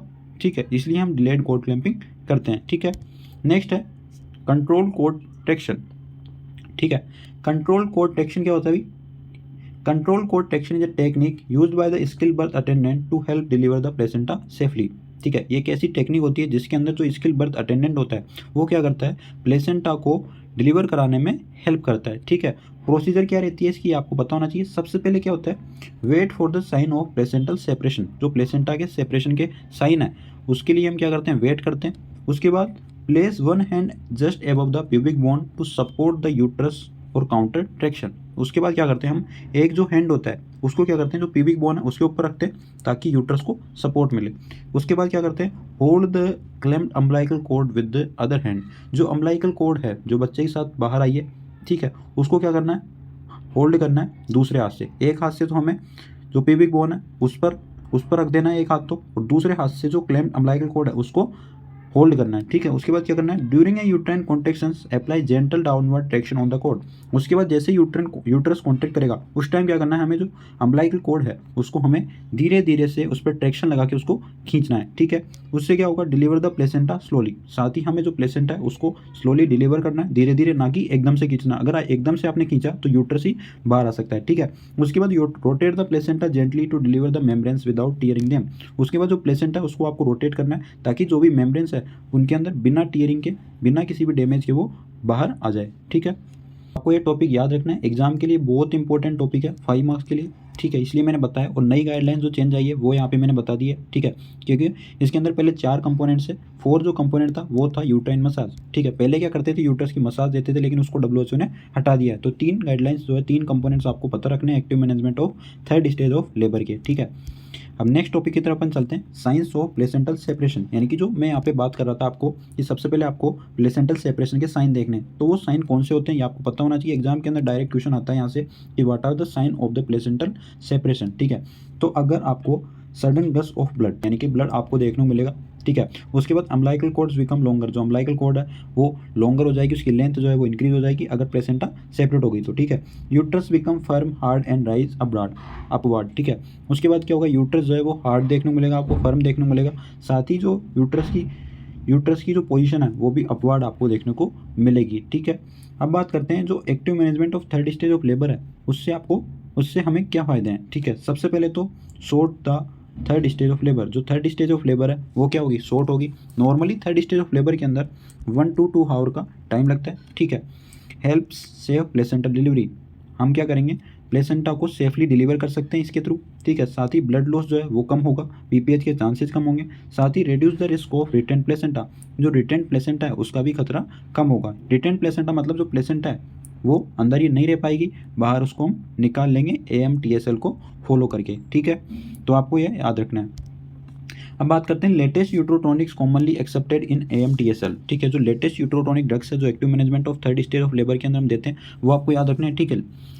लेटेस्ट जो गाइडलाइंस है उसके अकॉर्डिंग ओनली 3 ड्रग्स हम देते हैं, ठीक है। ऑक्सीटोसिन देते हैं 10 इंटरनेशनल यूनिट IM और IV, ड्रग ऑफ चॉइस होता है, ठीक है। याद रखना, आपको क्वेश्चन आता है कि what are the drug of choice in active management of 3rd stage of labour, तो आपका आंसर होना चाहिए ऑक्सीटोसिन 10 इंटरनेशनल यूनिट IM और IV इन्फ्यूजन, ठीक है। इसके बाद हीट स्टेबल कार्बेटोसिन हम देते हैं 100 माइक्रोग्राम IM और IV, ठीक है। इसके बाद 3rd जो ड्रग देते हैं एक्टिव मैनेजमेंट में वो हम देते हैं मिसोप्रोस्टोल 400 to 600 माइक्रोग्राम ओरल, ठीक है। इफ़ इंजेक्टेबल यूट्रोटॉनिक्स आर अनअवेलेबल, ठीक है। जो भी इंजेक्टेबल्स ड्रग्स हैं, ठीक है, अगर वो अनअवेलेबल है, ठीक है, तो हम मिसोप्रोस्टोल ड्रग भी देते हैं, ठीक है। ये आपको याद रखना है। अब बात करते हैं हम नेक्स्ट टॉपिक के बारे में जो है आपका पोस्टनेटल केयर, ठीक है। पोस्टनेटल केयर क्या होता है, सबसे पहले डेफिनेशन की बात कर लेते हैं। Postnatal care is the care provided to the mother and her newborn from the delivery of the placenta up to 6 weeks और 42 days after the childbirth, ठीक है। पोस्टनेटल केयर एक ऐसी केयर होती है जो प्लेसेंटा के डिलीवर होने के बाद में मदर एंड न्यूबॉर्न को 6 वीक तक या 42 डेज तक प्रोवाइड की जाती है, उसी को हम नाम देते हैं पोस्टनेटल केयर, ठीक है। तो ये आपको याद रखना है पोस्टनेटल केयर क्या होता है भाई, ठीक है। इंपॉर्टेंट क्वेश्चन है, डेफिनेशन आपसे पूछी जा सकती है, what is the postnatal care, ठीक है। नेक्स्ट हम बात करते हैं components of the postnatal care. Postnatal care के कौन कौन से कंपोनेंट्स होते हैं, क्या क्या केयर हम देने वाले हैं। सबसे पहले हम केयर ऑफ मदर, यानी कि मदर को केयर देते हैं। इसके बाद केयर ऑफ न्यूबॉर्न को केयर देते हैं। ब्रेस्ट फीडिंग सपोर्ट हम देने वाले हैं यहाँ पे, ठीक है। न्यूट्रिशन मेंटेन करेंगे, साथ ही पर्सनल हाइजीन का ध्यान रखेंगे। पोस्टनेटल एक्सरसाइज के बारे में बताएंगे मदर को, ठीक है। फैमिली प्लानिंग के बारे में बताएंगे, इम्यूनाइजेशन के बारे में हम बताएंगे, ठीक है। हेल्थ एजुकेशन देंगे, साथ ही फॉलोअप एंड रेफरल के बारे में हम बताने वाले हैं, ठीक है। तो ये कंपोनेंट्स होते हैं पोस्टनेटल केयर के जो आपको याद रखने हैं, ठीक है। अब बात करते हैं पोस्टनेटल विजिट्स के बारे में। पोस्टनेटल विजिट्स कितने होते हैं, पोस्टनेटल विजिट भी 4 होते हैं, ठीक है। एंटीनेटल विजिट भी 4 होते हैं। फर्स्ट जो पोस्टनेटल विजिट होता है वो with in 24 hours of delivery, यानी कि डिलीवरी के 24 घंटे के अंदर अंदर पहला विजिट करवाना होता है, ठीक है। सेकंड विजिट होता है डे 3 पर, ठीक है। इसके बाद थर्ड विजिट होता है डे 7 से लेकर डे 14 के बीच में। फोर्थ विजिट होता है 6 वीक से लेके यानी कि 6 वीक तक या 42 डेज के अंदर अंदर फोर्थ विजिट होने वाला है, ठीक है। ये आपको याद रखना है। अब बात करते हैं हम नेक्स्ट टॉपिक के बारे में जो है आपका immediate care of the newborn, ठीक है। सबसे पहले डेफिनेशन की बात करेंगे कि इमीडिएट केयर ऑफ न्यूबॉर्न क्या होता है भाई। Immediate newborn care is the care given to a baby immediately after birth to help the baby adapt to life outside the uterus and prevent complications, ठीक है। इमीडिएट केयर एक ऐसी care होती है जो बच्चे के जन्म के तुरंत बाद हम देते हैं ताकि बच्चा जो है वो एक्स्ट्रा यूट्राइन एनवायरनमेंट के अंदर अडेप्ट कर सके, साथ ही बच्चे के अंदर कॉम्प्लिकेशंस को हम प्रिवेंट कर सके, इसलिए हम इमीडिएट केयर ऑफ न्यूबॉर्न जो है बच्चे को देते हैं, ठीक है। अब बात करते हैं इसके कौन कौन से स्टेप्स होते हैं, ये आपको याद रखना है, एग्जाम के अंदर क्वेश्चन आता है, ठीक है। सबसे पहला स्टेप है जैसे ही बच्चे का जन्म होता है सबसे पहले हमको क्या करना है, रिसीव द बेबी सेफली, तुरंत बच्चे को रिसीव करना है, ठीक है, सेफली। उसके बाद ड्राई द बेबी इमीडिएटली, तुरंत हमको ड्राई करना है बेबी को ताकि हम बच्चे को हाइपोथर्मिया से बचा सके, क्योंकि हाइपोथर्मिया क्या होता है, hypothermia is the silent killer of the newborn, ठीक है। थर्ड नंबर पे है कीप द बेबी वार्म, ठीक है, बच्चे को क्या करना है, वार्म करना है, स्किन टू स्किन कॉन्टैक्ट में रखना है बच्चे को तुरंत, ठीक है। उसके बाद असेस एयरवे एंड ब्रीथिंग, उसके बाद बच्चे की एयरवे और ब्रीथिंग को असेस करना है हमको, ठीक है, कि बच्चा प्रॉपर सांस ले रहा है या नहीं ले रहा, ठीक है। अगर बच्चे के अंदर क्राइंग एब्सेंट, बच्चा रो नहीं रहा, इसका मतलब बच्चे के अंदर सांस नहीं आ रही है, क्योंकि बच्चे के अंदर पहला साइन ही होता है रेस्पिरेशन का कि बच्चा रो रहा है या नहीं रो रहा, ठीक है। अगर रो रहा है तो बच्चे के अंदर सांस प्रॉपर है, अगर नहीं रो रहा तो बच्चा सांस नहीं ले रहा, ठीक है। उसके बाद परफॉर्म डिलेड कोड क्लैंपिंग, ठीक है, उसके बाद डिलेड कोड क्लैंपिंग हमको करनी है 1 से 3 मिनट के दौरान, ठीक है। उसके बाद cut the code with style instrument, उसके बाद स्टाइल इंस्ट्रूमेंट से हमें अम्बिलिकल कोड को कट करना है, ठीक है। उसके बाद हम अपगार स्कोर को असेस करते हैं 1 मिनट में 5 मिनट पे, ठीक है। उसके बाद हम ब्रेस्ट फीडिंग को स्टार्ट कर देते हैं एज अर्ली एज पॉसिबल और विद इन 1 आवर के अंदर। उसके बाद विटामिन के 1 मिलीग्राम IM इंजेक्शन हम देते हैं, ठीक है। उसके बाद बर्थ वैक्सीन हम देते हैं जैसे BCG, OPV 0 डोज और hepatitis B dose, hepatitis B birth dose, ठीक है, ये हम देने वाले हैं। उसके बाद रिकॉर्ड बर्थ डिटेल्स, जो भी बर्थ डिटेल्स है वो हम रिकॉर्ड करेंगे जैसे वेट, लेंथ और हेड सर्कम्फ्रेंस, ठीक है। तो ये सारे स्टेप हम जो है वो इमीडिएट केयर ऑफ न्यूबॉर्न के अंदर फॉलो करने वाले हैं। तो आपको ये 11 स्टेप्स जो है याद होने चाहिए, एग्जाम के अंदर क्वेश्चन आता है, ठीक है। नेक्स्ट हम बात करते हैं ब्रेस्ट फीडिंग क्या होता है भाई। सबसे पहले डेफिनेशन की बात कर लेते हैं। Feeding the baby with mother's breast milk, mother's breast milk के द्वारा बच्चे को फीडिंग करवाना, इसको ब्रेस्ट फीडिंग बोलते हैं, ठीक है। एक्सक्लूसिव ब्रेस्ट फीडिंग क्या होता है, only breast milk for the first 6 month, यानी कि एक्सक्लूसिव ब्रेस्ट फीडिंग के अंदर क्या करते हैं हम, ओनली जो पहले 6 महीने होते हैं उसके अंदर हम ओनली ब्रेस्ट मिल्क ही बच्चे को देते हैं, ना किसी प्रकार का हम वाटर हम देने वाले हैं, ना किसी प्रकार की कुछ खाने की चीज़ हम देते हैं, ओनली ब्रेस्ट मिल्क ही हम देते हैं बच्चों को पहले 6 मंथ तक, ठीक है, ये आपको याद रखना है। नेक्स्ट हम बात करते हैं बेनिफिट्स क्या हो सकते हैं इसके, बच्चे को क्या फ़ायदा है ब्रेस्ट फीडिंग से। सबसे पहला तो कंप्लीट न्यूट्रिशन मिलेगा, ठीक है, साथ ही इन्फेक्शन से प्रिवेंट होगा, क्योंकि ब्रेस्ट फीडिंग के अंदर बहुत सारी इम्यूनोग्लोबिन्स एंटीबॉडीज प्रेजेंट होती है जो बच्चे को इन्फेक्शन से प्रिवेंट करेगी, ठीक है। साथ ही बेटर ग्रोथ में हेल्प करेगा ब्रेस्ट फीडिंग। मदर को क्या फ़ायदा है, मदर को ये फ़ायदा है, सबसे पहला फ़ायदा तो ये है PPH कम होगा, PPH का चांसेस जो है वो कम होगा, क्यों, क्योंकि जैसे ही बच्चे ने ब्रेस्ट फीडिंग करी तो उससे क्या होगा, मदर का जो ब्रेन है वहाँ पे स्टिमुलस जाएगा और वहाँ से क्या होगा, ऑक्सीटोसिन रिलीज होगा, जो क्या करेगा, ब्रेस्ट मिल्क को प्रोड्यूस कराने में हेल्प करता है। अगर ऑक्सीटोसिन आएगा तो ऑक्सीटोसिन क्या करता है, यूट्रस को कॉन्टैक्ट कराएगा, यूट्रस कॉन्टैक्ट होगा तो उसके अंदर जो ब्लड वेसल्स है वो भी कॉन्टैक्ट होगी, ब्लड वेसल्स कॉन्टैक्ट होगी तो ब्लीडिंग भी रुक जाएगी, ठीक है। साथ ही promote uterine involution, uterine involution का मतलब होता है यूट्रस जो है वो अपनी नॉर्मल जो पोजिशन है वो वहाँ पर आने में हेल्प मिलेगी, ठीक है। उसके बाद साथ ही स्ट्रेंथ बॉन्डिंग, जो बॉन्डिंग है बच्चे और मदर के बीच में वो भी क्या होगी, मजबूत होगी, इसलिए हम ब्रेस्ट फीडिंग करवाते हैं। नेक्स्ट हम बात करते हैं new born and child care के बारे में, ठीक है। ये आपके सिलेबस के अकॉर्डिंग जैसे डिवाइड किया गया है उसी तरह मैं आपको पढ़ा रहा हूँ, ठीक है।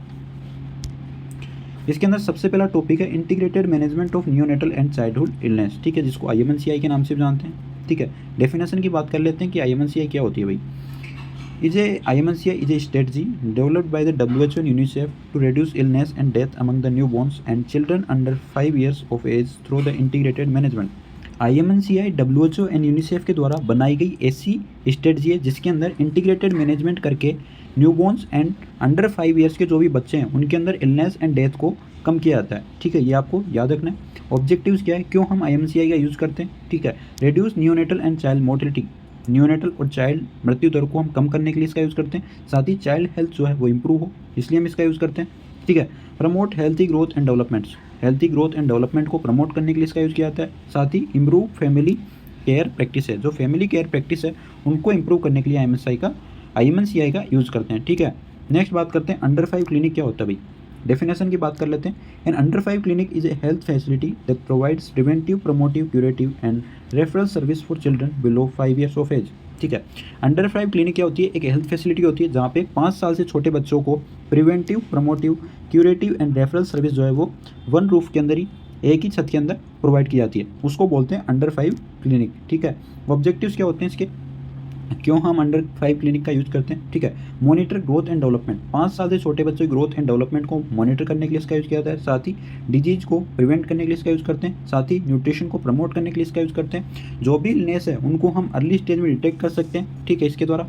साथ ही जो भी इलनेस है उनको हम अर्ली स्टेज में अंडर 5 क्लिनिक के द्वारा डिटेक्ट कर सकते हैं। और जो भी अंडर 5 मोर्टलिटी है, यानी कि 5 साल से छोटे बच्चों के अंदर जो मृत्यु दर है, उसको हम कम करने के लिए अंडर 5 क्लिनिक का यूज करते हैं। ठीक है, ये आपकी पीडिया का टॉपिक है, वहाँ पे आपने कंप्लीट पढ़ा होगा। ठीक है, यहाँ पे जो मैं बता रहा हूँ उतना आपको याद रखना है। ठीक है, नेक्स्ट हम बात करते हैं एडोलसेंट हेल्थ के बारे में। ठीक है, इसके अंदर सबसे पहले डेफिनेशन आपको आनी चाहिए कि एडोलसेंट हेल्थ बोलते किसको हैं। ठीक है, adolescent health problems are the physicals, mental, emotional, reproductive and social problems commonly seen in the adolescents 10 to 19 years which में affect their growth, development and quality of life. ठीक है, adolescent health problem physical, mental, emotional, reproductive और social problems होती है।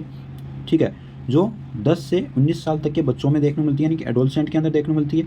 और यह क्या करती है, जो भी एडोलसेंट है उनकी ग्रोथ, डेवलपमेंट और क्वालिटी ऑफ लाइफ को इम्पेक्ट करती है, उन पर अफेक्ट डालती है। इसको ही बोलते हैं एडोलसेंट हेल्थ प्रॉब्लम्स। ठीक है, एडोलसेंट हेल्थ प्रॉब्लम्स ऐसी physical, mental, social, reproductive, emotional problems होती है जो एडोलसेंट एज ग्रुप के अंदर देखने को मिलती है, यानी कि 10 से 19 ईयर के अंदर देखने को मिलती है। और जो एडोलसेंट है उनकी ग्रोथ, डेवलपमेंट और क्वालिटी ऑफ लाइफ को प्रभावित करती है। इसी को बोलते हैं एडोलसेंट हेल्थ ग्रुप। ठीक है, एडोलसेंट हेल्थ ग्रुप के अंदर WHO के द्वारा जो कंसिडर किया गया एडोलसेंट एज ग्रुप वो है 10 to 19 ईयर्स। और पीडियाट्रिक के अंदर जो इंडियन गाइडलाइंस है उनके अंदर 12 से लेकर 18 ईयर्स तक हम एडोलसेंट एज ग्रुप को कंसिडर करते हैं। ठीक है, ये आपको पता होना चाहिए। कई बार ये क्वेश्चन आया हुआ है कि WHO के अकॉर्डिंग जो एडोलसेंट एज ग्रुप है वो कितना होता है, तो 10 to 19 ईयर्स आपको याद रखना है। ठीक है, नेक्स्ट हम बात करते हैं common gynaecological condition in adolescent girls. ठीक है, कौन कौन सी गायनेकोलॉजिकल कंडीशंस है जो एडोलसेंट गर्ल्स के अंदर देखने को मिलती है। ठीक है, gynaecological conditions are the disorders affecting the female reproductive system. Gynaecological conditions ऐसे डिसऑर्डर होते हैं जो फीमेल रिप्रोडक्टिव सिस्टम को प्रभावित करते हैं। ठीक है, in adolescent girls these conditions are common because of hormonal and physical changes during puberty. ठीक है, एडोलसेंट गर्ल्स के अंदर ऐसी कंडीशन जो है वो कॉमन है। ठीक है, प्यूबर्टी के टाइम पे हार्मोनल एंड फिजिकल चेंजेस के कारण गायनेकोलॉजिकल कंडीशन जो है वो देखने को मिलती है, और ये चीज़ें और ये कंडीशन जो है वो कॉमन होती है। ठीक है, अब बात कर लेते हैं कौन कौन सी गायनेकोलॉजिकल कंडीशन देखने को मिलती है। सबसे पहला है डिसमेनोरिया। डिसमेनोरिया क्या होता है भाई? Dysmenorrhoea is a painful menstruation that occurs before और ड्यूरिंग द मेंस्ट्रुअल पीरियड। ठीक है, मेंस्ट्रुअल पीरियड से पहले या मेंस्ट्रुअल पीरियड के दौरान जो पेनफुल मेंस्ट्रुएशन होता है उसी को हम नाम देते हैं डिसमेनोरिया। ठीक है, क्या क्या कॉज हो सकते हैं, यानी कि मेंस्ट्रुएशन के टाइम पे क्या कारण है जिसके कारण पेन हो रहा है। ठीक है, सबसे पहला है एक्सेस प्रोस्टाग्लैंडिन प्रोडक्शन। जो प्रोस्टाग्लैंडिन है उसका प्रोडक्शन बहुत ज़्यादा हो रहा है। ठीक है, हार्मोनल इम्बैलेंस है, या एंडोमेट्रियोसिस या पेल्विक इन्फेक्शन है। ठीक है, जिसके कारण ये देखने को मिलता है, जिसको हम बोलते हैं सेकेंडरी डिसमेनोरिया। ठीक है, ये आपको याद रखना है। इसके कारण क्या होता है, मेंस्ट्रुएशन के टाइम पेन देखने को मिलता है। साइन एंड सिम्टम्स क्या होंगे इसमें? लोअर एब्डोमिनल क्रैम्प देखने को मिलेंगे, लोअर एब्डोमिनल क्रैम्प देखने को मिलेंगे, बैक एक होगा, नोजिया एंड वोमिटिंग होगा, हेडेक और फैटिक जैसी कंडीशन देखने को मिलती है। नेक्स्ट हम बात करेंगे मैनेजमेंट क्या करेंगे इसके अंदर। एडुकेट रेस्ट हम देने वाले हैं। ठीक है, hot water bag over the lower abdomen, यानी कि लोअर एब्डोमेन पर हम हॉट वाटर बैग का यूज़ करने वाले हैं। ठीक है, रेगुलर एक्सरसाइज हम बताने वाले हैं। ठीक है, बैलेंस डाइट के लिए बताने वाले हैं। ठीक है, साथ ही NSAID हम देने वाले हैं, जैसे आइबुप्रोफेन और मेफेनामाइक एसिड। ठीक है, एज प्रेस्क्राइब। इसके बाद काउंसलिंग हम करवाते हैं इसके अंदर। नेक्स्ट हम बात करते हैं pre menstrual syndrome. Very very important topic है, 5 मार्क्स या 2 मार्क्स के लिए क्वेश्चन डेफिनेटली एग्जाम के अंदर देखने को मिलेगा, याद रखना। ठीक है, डेफिनेशन की बात कर लेते हैं। प्री मेंस्ट्रुअल सिंड्रोम क्या होता है भाई, जिसको PMS के नाम से जानते हैं। डायरेक्ट क्वेश्चन आ सकता है कि व्हाट इज द PMS। ठीक है, PMS is a group of physical, emotional and the behavioral symptoms that occur 1 to 2 weeks before menstruation and disappear after the menstruation begin। ठीक है, मेंस्ट्रुअल सिंड्रोम एक ऐसा syndrome होता है जिसके अंदर मेंस्ट्रुएशन से 1 से 2 सप्ताह पहले ही फीमेल के अंदर physical, emotional and behavioural symptoms जो देखने को मिलते हैं। ठीक है, साथ ही ये सिम्टम्स है वो मेंस्ट्रुएशन शुरुआत होने के बाद डिसअपीयर होने लग जाते हैं। इसी को बोलते हैं प्री मेंस्ट्रुअल सिंड्रोम। कोजेज क्या है इसके? हार्मोनल चेंज की वजह से हो सकता है, स्ट्रेस की वजह से हो सकता है, साथ ही पुअर न्यूट्रिशन की वजह से देखने को मिल सकता है। साइन एंड सिम्टम्स की बात करें इसके अंदर क्या साइन एंड सिम्टम देखने को मिलेंगे, मूड स्विंग होगा, इरिटेबिलिटी होगी, एंजाइटी देखने को मिलेगी, ब्रेस्ट के अंदर टेंडरनेस देखने को मिलेगी, ठीक है, ब्लोटिंग देखने को मिलेगी, ठीक है, साथ ही हेडेक और फैटिक जैसी कंडीशन भी देखने को मिलती है। मैनेजमेंट क्या करेंगे इसके अंदर, हेल्थी डाइट हम देने वाले हैं, ठीक है, रेगुलर एक्सरसाइज हम बताने वाले हैं, ठीक है, एडुकेट स्लीप हम देने वाले हैं, ठीक है, स्ट्रेस मैनेजमेंट हम करेंगे, साथ ही पेन रिलीवर्स हम देने वाले हैं अगर आवश्यकता है तो, ठीक है। ये आपको याद रखना इंपॉर्टेंट है, 2 मार्क्स या 5 मार्क्स के लिए डेफिनेटली एग्जाम में क्वेश्चन आएगा, ठीक है। इसके बाद बात करते हैं वेजाइनल डिस्चार्ज, जिसको ल्यूकोरिया के नाम से जानते हैं। क्या होता है भाई वेजाइनल डिस्चार्ज या ल्यूकोरिया? ये आपके जो भी टॉपिक्स मैं आपको बता रहा हूँ, ये सिलेबस के अकॉर्डिंग बता रहा हूँ, एक्स्ट्रा कुछ भी आपको बताया नहीं जा रहा है, ठीक है। डेफिनेशन की बात कर लेते हैं। Vaginal discharge is the fluid release from the vagina. Vaginal discharge के अंदर वेजाइना से क्या होता है, फ्लूइड का रिलीज होता है, ठीक है। इट में भी पैथोलॉजिकल, फिजियोलॉजिकल और नॉर्मल और पैथोलॉजिकल और एबनॉर्मल, ठीक है। ये वेजाइनल डिस्चार्ज फिजियोलॉजिकल और नॉर्मल भी हो सकता है, या पैथोलॉजिकल एबनॉर्मल भी हो सकता है, ठीक है। क्या कारण है वेजाइनल डिस्चार्ज के या ल्यूकोरिया के? Poor personal hygiene. अगर पर्सनल हाइजीन पुअर है तो वेजाइनल डिस्चार्ज हो सकता है, ठीक है। फंगल और बैक्टीरियल इन्फेक्शन कारण देखने को मिल सकता है, साथ ही एसटीडी या एसटीआई सेक्सुअली ट्रांसमिटेड इन्फेक्शन के कारण भी देखने को मिल सकता है, ये आपको याद रखना है। अब बात करते हैं इसके साइन एंड सिम्टम्स के बारे में कि वेजाइनल डिस्चार्ज के अंदर क्या क्या साइन एंड सिम्टम देखने को मिलेंगे। वाइट, येलो और ग्रीन डिस्चार्ज देखने को मिलता है, बेड ऑर्डर देखने को मिलती है, इचिंग होता है वहाँ पे, ठीक है। साथ ही बर्निंग सेंसेशन, एक तरह से जलन वहाँ पे देखने को मिलती है। मैनेजमेंट की बात कर लेते हैं, मैनेज कैसे करेंगे हम इसको। सबसे पहले तो जेनेटल हाइजीन मेंटेन करनी है, ठीक है। उसके बाद वियर क्लीन कॉटन अंडरवियर, ठीक है, यानी कि क्लीन जो है वो क्लीन कॉटन अंडरवियर का यूज़ करना है, ठीक है। Treat infection with prescribe medicine, जो भी प्रेस्क्राइब मेडिसिन है उनके साथ हम क्या करेंगे, इन्फेक्शन को ट्रीट करेंगे। साथ ही हेल्थ एजुकेशन एंड काउंसलिंग हम प्रोवाइड कराने वाले हैं, ठीक है। नेक्स्ट बात करते हैं मेस्टाइटिस क्या होता है भाई। डेफिनेशन की बात कर लेते हैं। मेस्टाइटिस इज द इन्फ्लामेशन और infection of the breast tissue. एक ऐसी कंडीशन जिसके अंदर ब्रेस्ट टिश्यूज का इन्फ्लामेशन और इन्फेक्शन होता है, उसको हम मेस्टाइटिस बोलते हैं। कोजेज क्या है मेस्टाइटिस के? बैक्टीरियल इन्फेक्शन, अगर बैक्टीरियल इन्फेक्शन हो गया है, ठीक है, तो उसके कारण मेस्टाइटिस हो सकता है। ब्लॉक मिल्क डक्ट, जो मिल्क की डक्ट है वही ब्लॉकेज हो गई उनके अंदर, ठीक है। साथ ही ब्रेस्ट की हाइजीन अगर पुअर है तो उसकी वजह से भी मेस्टाइटिस हो सकता है, ठीक है। साइन एंड सिम्टम्स में क्या देखने को मिलेगा, ब्रेस्ट पेन होगा, रेडनेस होगी, ठीक है, स्वेलिंग होगा, साथ ही फीवर वहाँ पे देखने को मिलता है, ठीक है। मैनेजमेंट कैसे करेंगे, एंटीबायोटिक्स हम देने वाले, ठीक है, कंप्रेस हम देने वाले, ठीक है। कंटिन्यू करेंगे ब्रेस्ट फीडिंग इफ लैक्टेटिंग, अगर लैक्टेटिंग मदर है तो वहाँ पे हम ब्रेस्ट फीडिंग कंटिन्यू करने वाले हैं। साथ ही हम एडुकेट रेस्ट जो है वो प्रोवाइड कराने वाले हैं, ठीक है, ये आपको याद रखना है। अब नेक्स्ट हम बात करते हैं टीनेज प्रेगनेंसी के बारे में। टीनेज प्रेगनेंसी क्या होती है भाई, डेफिनेशन की बात कर लेते हैं। Teenage pregnancy is a pregnancy occurring in the girl between 13 to 19 years of the age. 13 से 19 साल की एज के अंदर एक गर्ल के अंदर जो प्रेगनेंसी देखने को मिलती है उसको ही हम बोलते हैं टीनेज प्रेगनेंसी, ये आपको याद रखना है। अब बात करते हैं क्या कारण है टीनेज प्रेगनेंसी होने के, ठीक है। सबसे बड़ा कारण तो यही है कि अर्ली मैरिज, यानी कि अर्ली एज के अंदर ही मैरिज कर दी उस गर्ल की, इसकी वजह से क्या हो गई, वो प्रेग्नेंट हो गई। साथ ही लैक ऑफ सेक्स एजुकेशन, अगर सेक्स एजुकेशन की कमी है तो वहाँ पर भी ये कंडीशन देखने मिल सकती है। अनप्रोटेक्टेड सेक्सुअल इंटरकोर्स, अगर सेक्सुअल इंटरकोर्स जो है वो अनप्रोटेक्टेड है, ठीक है, वहाँ पे किसी प्रकार का प्रोटेक्शन यूज़ नहीं किया गया है तो टीनेज प्रेगनेंसी देखने को मिलती है। साथ ही पुअर अवेयरनेस अबाउट कॉन्ट्रासेप्शन, जो कॉन्ट्रासेप्शन है उसके बारे में अवेयरनेस प्रॉपर नहीं है, पुअर अवेयरनेस है, तो उसकी वजह से भी टीनेज प्रेगनेंसी देखने को मिलती है। साथ ही पुअर्टी एंड सोशल प्रेशर में भी सोशल प्रेशर के कारण भी टीनेज प्रेगनेंसी जैसी कंडीशन देखने को मिलती है, ठीक है। कॉम्प्लिकेशंस क्या देखने को मिलेंगे टीनेज प्रेगनेंसी के, ठीक है। मैटरनल कॉम्प्लिकेशन की बात करते हैं कि जो भी मदर है, जो भी गर्ल है, उसको क्या कॉम्प्लिकेशन देखने मिल सकते हैं, एनीमिया हो सकता है उसके अंदर, ठीक है। पीआईएच जैसी कंडीशन देखने मिलती है, pregnancy induced hypertension, obstructed labour हो सकता है, पीपीएस देखने मिल सकता है। साथ ही मैटरनल मोर्टिलिटी, यानी कि मदर की जान भी वहाँ पे जा सकती है, ठीक है। फीटल कॉम्प्लिकेशन क्या होगा, अगर टीनेज प्रेगनेंसी हो गई तो वहाँ पे जो बच्चा है उसके अंदर क्या क्या कॉम्प्लिकेशन हो सकते हैं। टीनेज प्रेगनेंसी के दौरान जो बच्चे ने जन्म लिया उसके अंदर क्या क्या कॉम्प्लिकेशन हो सकते हैं। प्रीमेच्योर बर्थ हो सकता है, लो बर्थ वेट बच्चा हो सकता है, ठीक है, स्टिल बर्थ हो सकता है, यानी कि यूट्रस के अंदर बच्चे की डेथ हो सकती है। साथ ही न्यूनेटल मोर्टिलिटी वहाँ पे देखने को मिल सकती है, ठीक है, तो ये आपको याद रखना है। प्रिवेंशन कैसे करेंगे हम इसका, डिले करेंगे मैरिज को, साथ ही सेक्स एजुकेशन हम प्रोवाइड करेंगे, प्रमोट करेंगे कॉन्ट्रासेप्टिव यूज को, ठीक है। जो भी एडोलसेंट एज ग्रुप वाले बच्चे हैं उनको हम एजुकेट करेंगे। साथ ही हम रेगुलर हेल्थ काउंसलिंग प्रोवाइड करने वाले हैं, ठीक है। तो इसका हम प्रिवेंशन इस तरीके से करने वाले हैं। तो ये आपको याद रखना है। टीनेज प्रेगनेंसी 2 मार्क्स के अंदर क्वेश्चन आ सकते हैं, टीनेज प्रेगनेंसी क्या होती है, तो वहाँ पे आप लिख नहीं पाओगे, इसलिए आपको ये पढ़ना है, ठीक है। इसलिए मैं सारे टॉपिक्स आपको बता रहा हूँ, क्योंकि जो भी ये टॉपिक आपके दिया गया है वो क्वेश्चन के अंदर आने के लिए इंपॉर्टेंट है, ठीक है। और कुछ टॉपिक्स ऐसे होते हैं जो पूछे जा सकते हैं, ठीक है, क्योंकि सेमेस्टर के अंदर क्या होता है, जो टॉपिक्स रिपीट होते हैं प्रीवियस ईयर के अंदर वो नहीं आते हैं। जो भी नया ट्रेंडिंग के अंदर जो टॉपिक आता है वो एग्ज़ाम के अंदर चांसेस होते हैं उसके आने के, ठीक है।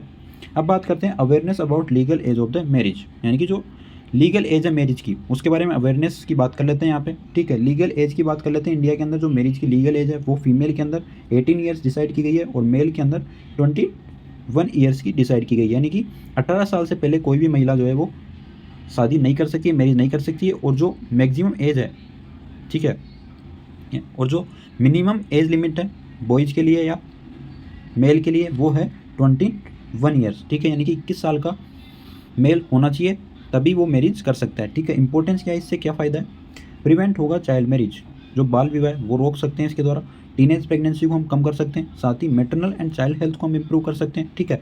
अलो कंप्लीशन ऑफ एजुकेशन, जो एजुकेशन है उसको हम क्या कर सकते हैं, प्रॉपर हम प्रोवाइड कर सकते हैं। साथ ही physical and mental maturity, promote physical and mental maturity before marriage, marriage से पहले हम क्या कर सकते हैं, फिजिकल एंड मेंटल मैच्योरिटी को प्रमोट कर सकते हैं। इसलिए हम क्या करते हैं, जो मैरिज की एज है उसको डिसाइड करते हैं, ठीक है, उसके अकॉर्डिंग हम शादी करवाते हैं, ठीक है, ये आपको याद रखना है।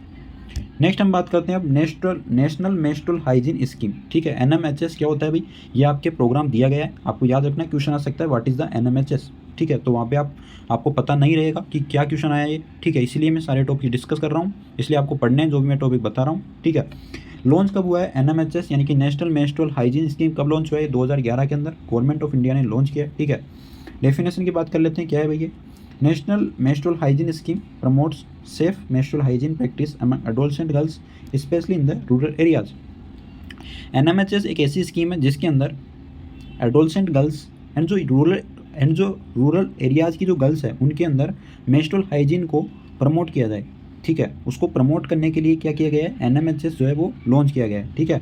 ऑब्जेक्टिव्स क्या है इसके, सबसे पहला तो इम्प्रूव मेंस्ट्रुअल हाइजीन, जो मेंस्ट्रुअल हाइजीन है उसको इम्प्रूव करने के लिए इसको बनाया गया है NMHS को। साथ ही इंक्रीज अवेयरनेस अबाउट मेंस्ट्रुएशन, जो मेंस्ट्रुएशन है उसके बारे में जागरूकता फैलाने के लिए, बढ़ाने के लिए जागरूकता, इसके लिए NMHS बनाया गया है, ठीक है। Ensure access to affordable sanitary napkins, जो सैनिटरी नैपकिन्स है वो इजीली अवेलेबल हो अफोर्डेबल प्राइस में, इसके लिए NMHS बनाया गया है, ठीक है। साथ ही प्रिवेंट रिप्रोडक्टिव ट्रैक्ट इन्फेक्शन, जो रिप्रोडक्टिव ट्रैक्ट के इन्फेक्शंस होते हैं RTI, उसको प्रिवेंट करने के लिए इसको बनाया गया है। साथ ही reduce school absence during menstruation, यानी कि जो मेंस्ट्रुएशन के दौरान जो स्कूल एब्सटेंस होता है, यानी कि जो स्कूल के अंदर एब्सेंट देखने मिलती है गर्ल्स के द्वारा, उसको कम करने के लिए NMHS बनाया गया है, ठीक है। नेक्स्ट बात करते हैं क्या क्या सर्विस, क्या क्या सेवाएं दी जाती है इसके अंदर। Distribution of low cost sanitary pads, ठीक है, इसके अंदर लो कॉस्ट सैनिटरी पैड्स दिए जाते हैं, कम कीमत के अंदर सैनिटरी पैड्स जो है वो गर्ल्स को प्रोवाइड किए जाते हैं, ठीक है। हेल्थ एजुकेशन दी जाती है मेंस्ट्रुअल हाइजीन के बारे में, ठीक है। Safe disposal of sanitary pads, जो सैनिटरी पैड्स है उनके सेफ डिस्पोजल के बारे में बताया जाता है कि कैसे उनको निस्तारण करना है, कौन से उनको डस्टबिन में फेंकना है, ठीक है। काउंसलिंग फॉर एडोलसेंट गर्ल्स, साथ ही जो एडोलसेंट गर्ल्स हैं उनको काउंसलिंग दी जाती है, ठीक है। अब नेक्स्ट हम बात करने वाले हैं यूथ फ्रेंडली सर्विसेज के बारे में। यूथ फ्रेंडली सर्विसेज क्या होता है, इंपॉर्टेंट टॉपिक है, 2 मार्क्स के अंदर ये भी आ सकता है, ठीक है, ये भी आपको पढ़ना है। जो मैं आपको बता रहा हूँ वो तो आपको पढ़ना ही है क्योंकि वो बहुत ही ज़्यादा इंपॉर्टेंट है, ठीक है। बाकी आपकी चॉइस है, मैं बता सकता हूँ कि क्या इंपॉर्टेंट है क्या नहीं है, ठीक है। डेफिनेशन की बात कर लेते हैं। यूथ फ्रेंडली सर्विसेज, जिसको YFS के नाम से जानते हैं, are the health services provided to adolescents 10 to 19 years in a friendly, confidential and non judgmental manner to meet their physical, mental, sexual and reproductive health needs, ठीक है। Youth friendly services ऐसी health सेवाएं होती है जो adolescents को friendly, confidential and non judgmental manner के अंदर प्रोवाइड की जाती है, ताकि जो भी एडोलसेंट है उनकी physical, mental, sexual and reproductive health की जो भी नीड्स है उनको पूरा किया जा सके, ठीक है, ये आपको याद रखना है। नेक्स्ट हम बात करेंगे अब नेशनल प्रोग्राम्स के बारे में, ये भी इंपॉर्टेंट है जो आपको पढ़ने हैं, ठीक है। सबसे पहला इसके अंदर reproductive and child health programme, जिसको RCH प्रोग्राम्स के नाम से जानते हैं, ये लॉन्च हुआ है 15 अक्टूबर 1997 को, ठीक है। मिनिस्ट्री कौन सी मिनिस्ट्री ने इसको लॉन्च किया, यानी कि ministry of health and family welfare, government of India ने RCH प्रोग्राम लॉन्च किया है, ठीक है। इसकी डेफिनेशन की बात कर लेते हैं। RCH is a national program that provides comprehensive reproductive, maternal, newborn and child health services.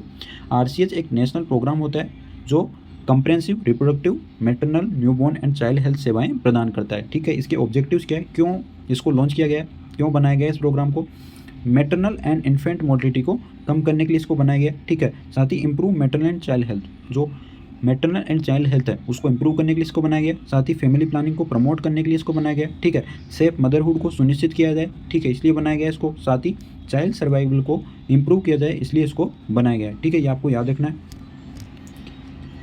तो ये आपको समझ में आ गया होगा। नेक्स्ट अब बात करते हैं हम सर्विसेज। आरसीएच के अंदर कौन कौन सर्विस दी जाती है। इसके अंदर एंटीनेटल केयर प्रोवाइड की जाती है, सेफ डिलीवरी करवाई जाती है, ठीक है, पोस्ट नेटल केयर दी जाती है, फैमिली प्लानिंग के बारे में बताया जाता है, इम्यूनाइजेशन सर्विसेज दी जाती है, साथ ही न्यूट्रिशन से रिलेटेड जो भी सेवाएं वो दी जाती है, ठीक है। अब बात करते हैं नेक्स्ट जो प्रोग्राम है वो है JSY, जननी सुरक्षा योजना, ठीक है। कब लॉन्च हुआ है ये याद रखना है, 12 अप्रैल 2005 को ये लॉन्च हुआ है, ठीक है। Under the national rural health mission के दौरान इसको लॉन्च किया गया है, ठीक है, जिसको NHM हम बोलते हैं करंट टाइम पर नेशनल हेल्थ मिशन, ठीक है। डेफिनेशन की बात कर लेते हैं, JSY क्या होता है अभी। JSY is safe motherhood scheme that encourages pregnant women to deliver in the government or accredited health institution by providing a financial assistance, ठीक है। JSY क्या होता है, एक सेफ मदरहुड स्कीम होती है, ठीक है, जिसके अंदर जो भी प्रेग्नेंट वुमेन होती है उनको financial assistance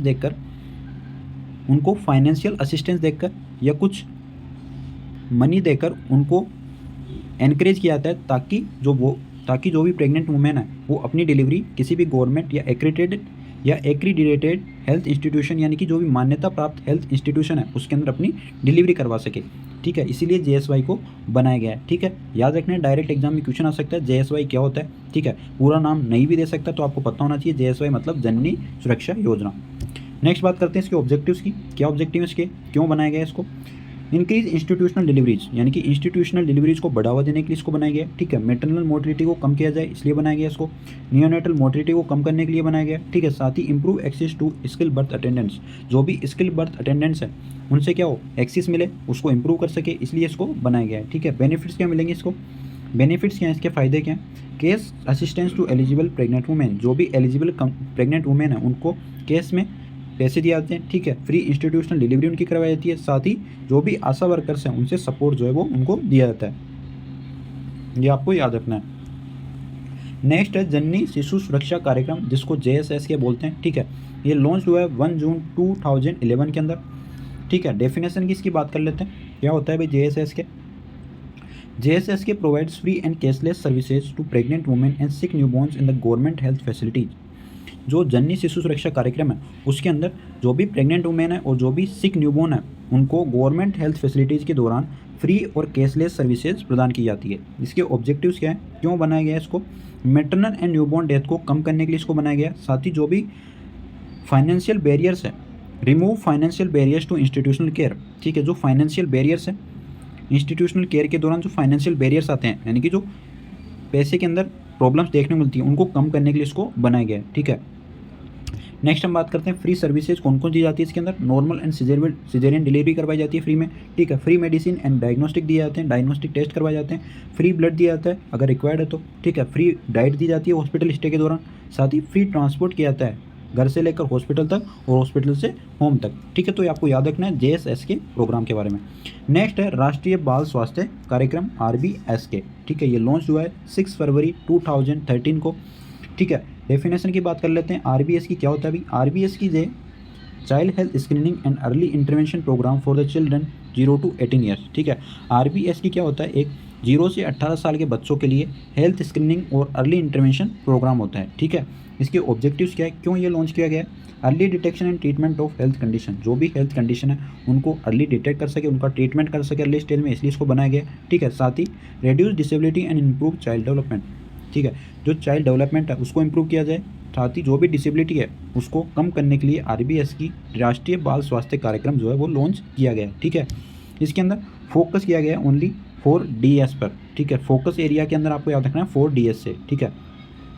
defect at birth, यानी कि बर्थ के समय जो डिफेक्ट होता है उसको डिटेक्ट करने के लिए इसको बनाया गया। साथ ही जो भी डेफिशिएंसी है, जो भी डिजीज है, ठीक है, जो भी डेवलपमेंटल डिलेज है, जैसे इसके अंदर इंक्लूड किया गया है डिसेबिलिटी, ठीक है, इनको अर्ली स्टेज में डिटेक्ट करने के लिए RBS की बनाया गया, यानी कि राष्ट्रीय बाल स्वास्थ्य कार्यक्रम, ठीक है। 4D याद रखना है, defect at birth, deficiency, disease और डिसेबिलिटी, ठीक है। नेक्स्ट हम बात करते हैं यूनिवर्सल इम्यूनाइजेशन प्रोग्राम के बारे में, ठीक है। यूनिवर्सल इम्यूनाइजेशन प्रोग्राम कब लॉन्च हुआ है, 1985 के अंदर। डेफिनेशन क्या है इसकी, UIP is a national immunization program that provides free vaccine to the children and pregnant women to protect them from vaccine preventable disease, ठीक है। UIP एक नेशनल इम्यूनाइजेशन प्रोग्राम है जिसके तहत चिल्ड्रन एंड प्रेग्नेंट वुमेन को vaccine preventable disease से protect करने के लिए फ्री के अंदर वैक्सीन जो है वो प्रोवाइड की जाती है, ठीक है। इसके ऑब्जेक्टिव्स क्या हैं, चाइल्ड मोर्टिलिटी को कम करने के लिए UIP बनाया गया, ठीक है। जो भी वैक्सीनेबल प्रिवेंटेबल डिजीज़ है उनको प्रिवेंट किया जाए, ठीक है। साथ ही हाई इम्यूनाइजेशन कवरेज जो है वो अचीव किया जाए, इसलिए यूआईपी बनाया गया है। ये आपको याद रखना है, ठीक है, इंपॉर्टेंट टॉपिक है। तो इसी के साथ ही जो आपका सिलेबस है यूनिट सेकंड का वो कंप्लीट हो गया है। यहाँ पे सारे टॉपिक्स डिस्कस कर लिए हैं जो आईएनसी के सिलेबस के अकॉर्डिंग दिए गए, ठीक है। तो ये कंप्लीट आपको पढ़ना है, ठीक है, क्योंकि एग्जाम के अंदर कुछ भी क्वेश्चन आ सकता है, इसीलिए मैंने आपको कंप्लीट सिलेबस करवाया, ठीक है। अगर आपको अच्छे नंबर लाने हैं तो आपको पूरा सिलेबस पढ़ना ही पड़ेगा, और जो मैंने स्पेशली आपको टॉपिक्स बताएं कि ये इंपॉर्टेंट है वो तो आपको पढ़ना ही है, ठीक है। तो यहाँ पे कंप्लीट सिलेबस आपका हो जाता है, ठीक है। तो इसी के साथ आपकी जो यूनिट सेकंड है वो आपकी हो जाती है, ठीक है। आई होप आपको वीडियो अच्छी लगी होगी। देन वीडियो को लाइक कर देना, चैनल को सब्सक्राइब कर देना। मिलेंगे नेक्स्ट वीडियो के अंदर। Thank you.